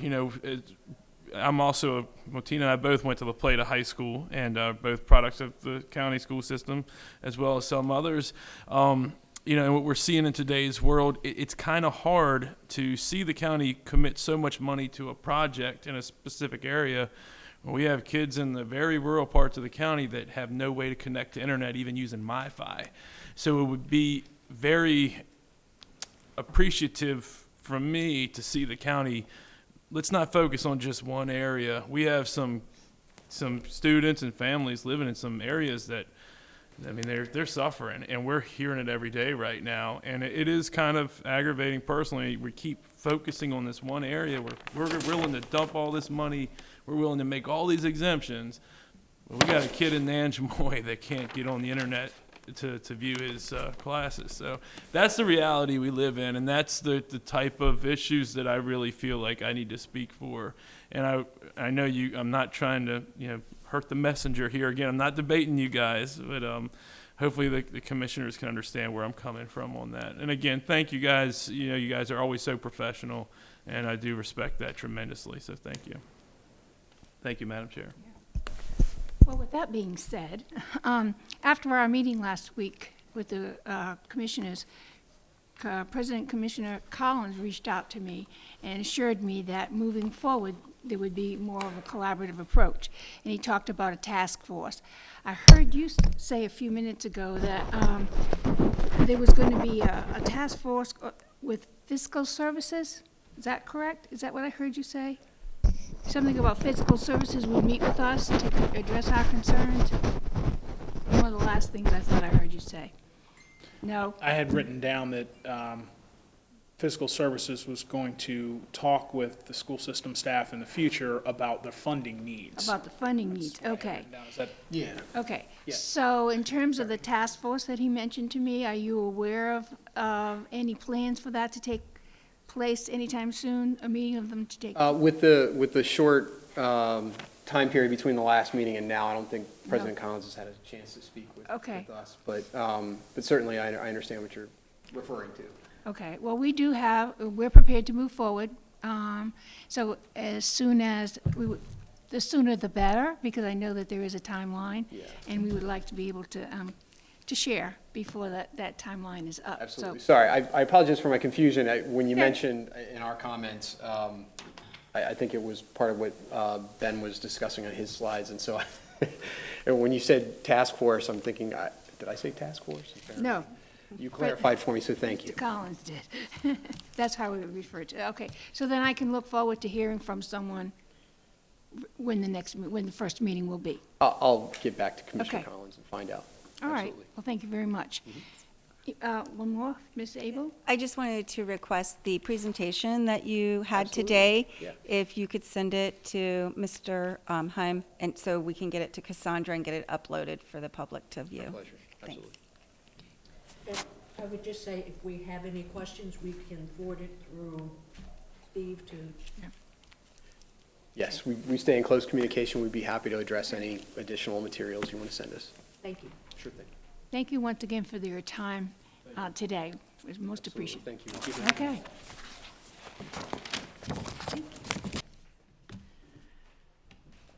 right.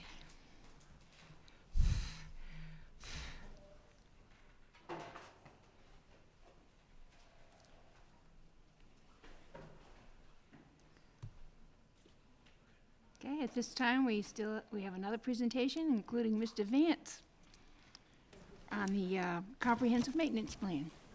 Good afternoon. Good afternoon. So it's that time of year that we prepared the annual comprehensive maintenance plan. It's one of 3 documents that are required to be submitted to the state every year through the public school construction program. The comprehensive maintenance plan basically outlines how we operate in the maintenance department, maintaining the facilities throughout the school system. Again, this is a living document. We update it annually.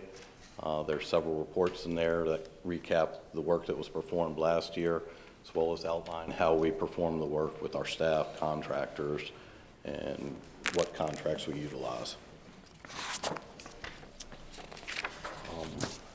Comprehensive maintenance plan consists of 8 chapters total, and each of these chapters kind of touch base on each of those components. Again, what employees we have that we handle work in-house versus how we utilize contractors to maintain specialized equipment, inventory of our facilities, how we perform preventative maintenance in the schools, and then our process for handling unscheduled work orders, requests that come in through the school, which is utilized through our work order system.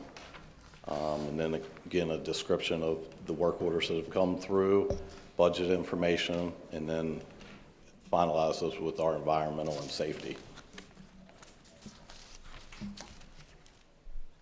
I know it's 57 pages, so it's quite a bit of information, so I'm not going to go page by page, I promise. But I did want to mention a couple key points with the comprehensive maintenance plan, then kind of open it up for any questions that you may have.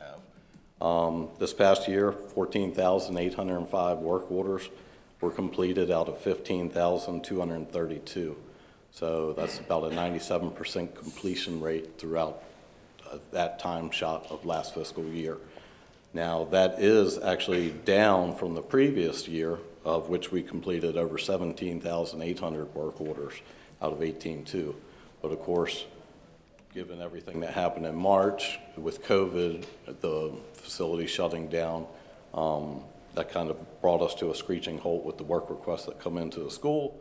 But that's where I kind of want to touch base with what we discussed in Chapter 4 with preventative maintenance and how we handle maintenance planned to unplanned. And that last 3 months of the fiscal year actually allowed us to kind of shift gears, and where we're not addressing work orders in the schools now as far as a leaking faucet or a broken light receptacle, we're actually shifting to try to capitalize on some of the larger projects that have been in our radar for years, but funding might not have been available.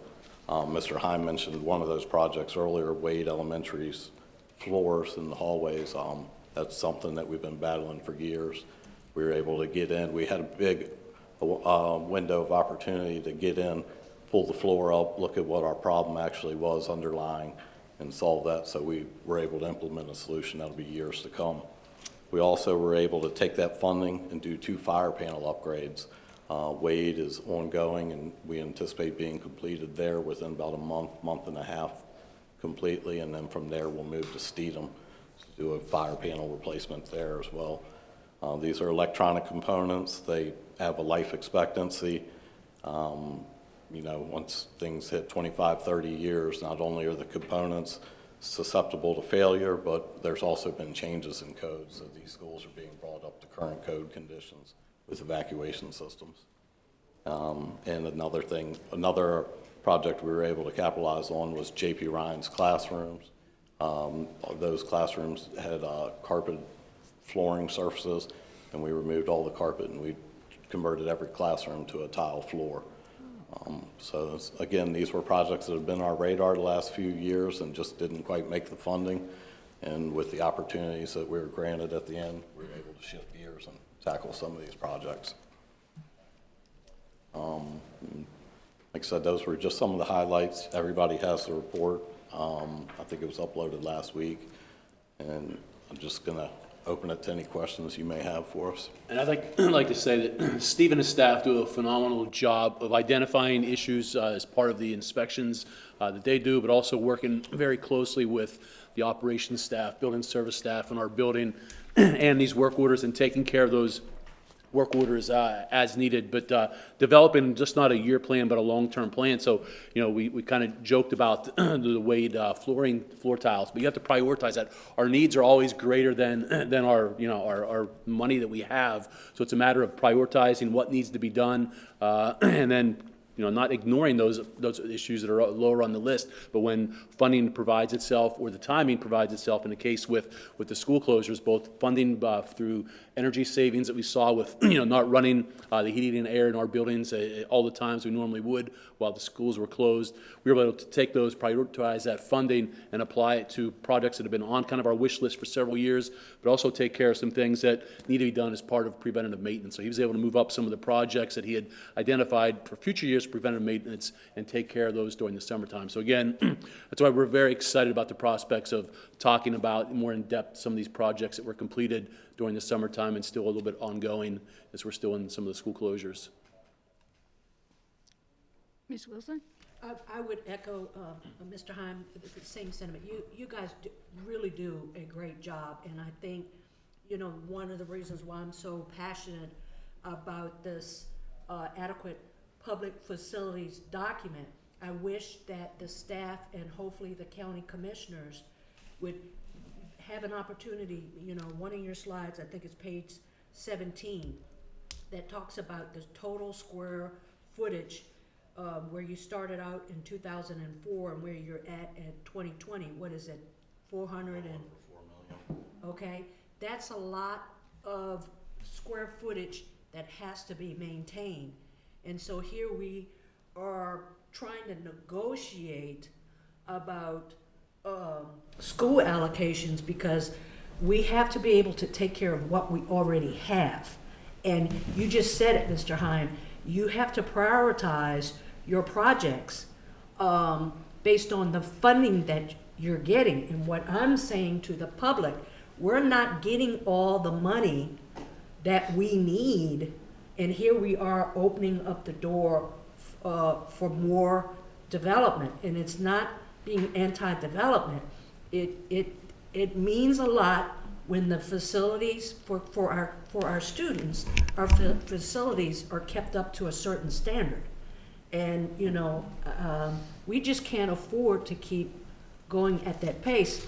And likewise, I think it's also interesting, you have on page 16 of your report, and yes, it's a big report. I was surprised to see that the original construction of Dr. Higdon goes back to 1951. And kudos to you guys in the way that you've managed to a high standard, given the funding that you've been able to get. And then, you know, that's good taxpayer, you know, management of the funding. And look at the total renovations that you guys have, you know, completed. So, you know, a lot of times in the board meetings, we don't want to talk about maintenance, but it's important. And so to the public, the questions, and trying to tie this to the school allocation, the document is called Adequate Public Facilities. And I don't want to be adequate. I want to be above standard. And you guys have worked so hard to keep it above standard. I'm just concerned that are we going to be able to sustain this? And that's why we've got to continue to advocate for this document to be able to keep pace with what you're doing. Because I don't want to walk away 10 or 20 years from now and we're all retired and we're looking back and we're looking at the shape of the schools, because you guys have done a good job, done an excellent job, and it shows. I mean, and you've met the challenge.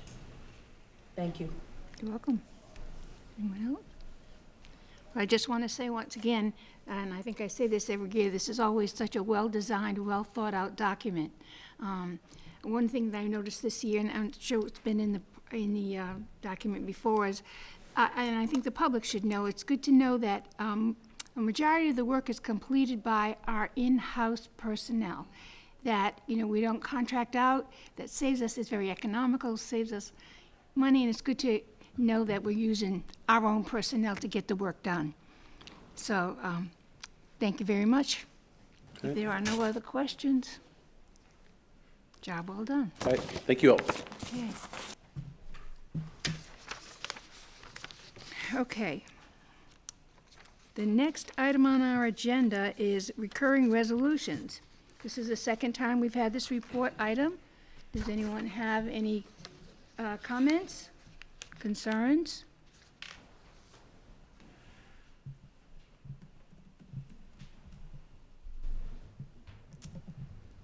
Okay, if not, next month it'll be in action. No, not yet? Actually, Mrs. McGraw, it will show up as an action item today because the resolutions begin during the month of October. I see that on here right now. Thank you so much. I knew that.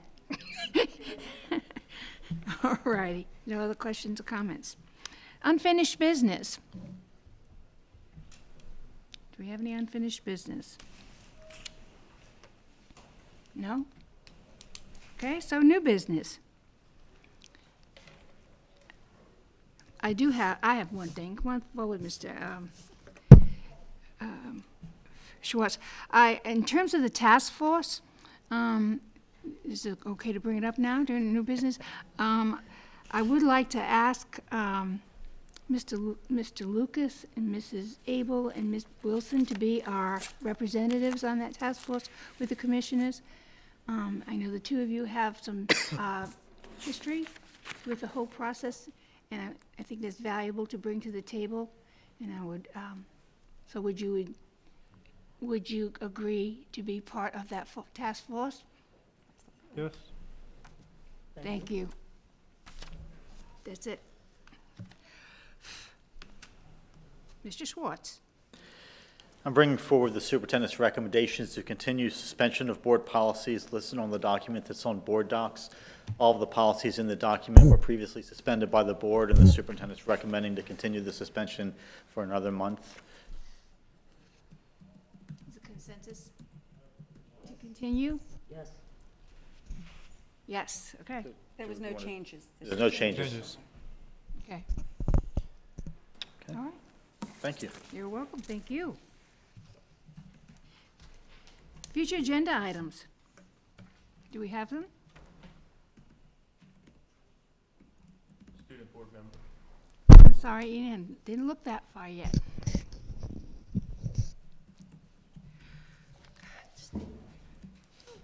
Hearing the concerns of the La Plata student liaison, I think it would be valuable to hear a report on fine arts in the county. Okay. And if I can make one more suggestion, Yes, sir. I also think it would be valuable to hear a report on the general application students are using, because if you know what I mean. For fine arts. No, not fine arts. General application, I don't know what you're talking about, so please explain. So, I mean, how today we've heard that Synergy is supposed to be the only platform where students turn in assignments, but as we know, they use other platforms like Nearpod, and I think it would be useful just to get an overview of what platforms we are using and for what purposes, both for our knowledge and the public's. Okay, could I go back to the, your request for a fine arts presentation? We had one just at the end of last year. So to give me an idea of what would you like to see? Specifically how it's adapting How it's virtually. Virtually, okay. All right, thank Is there you. consensus for that as well? Okay, thank you.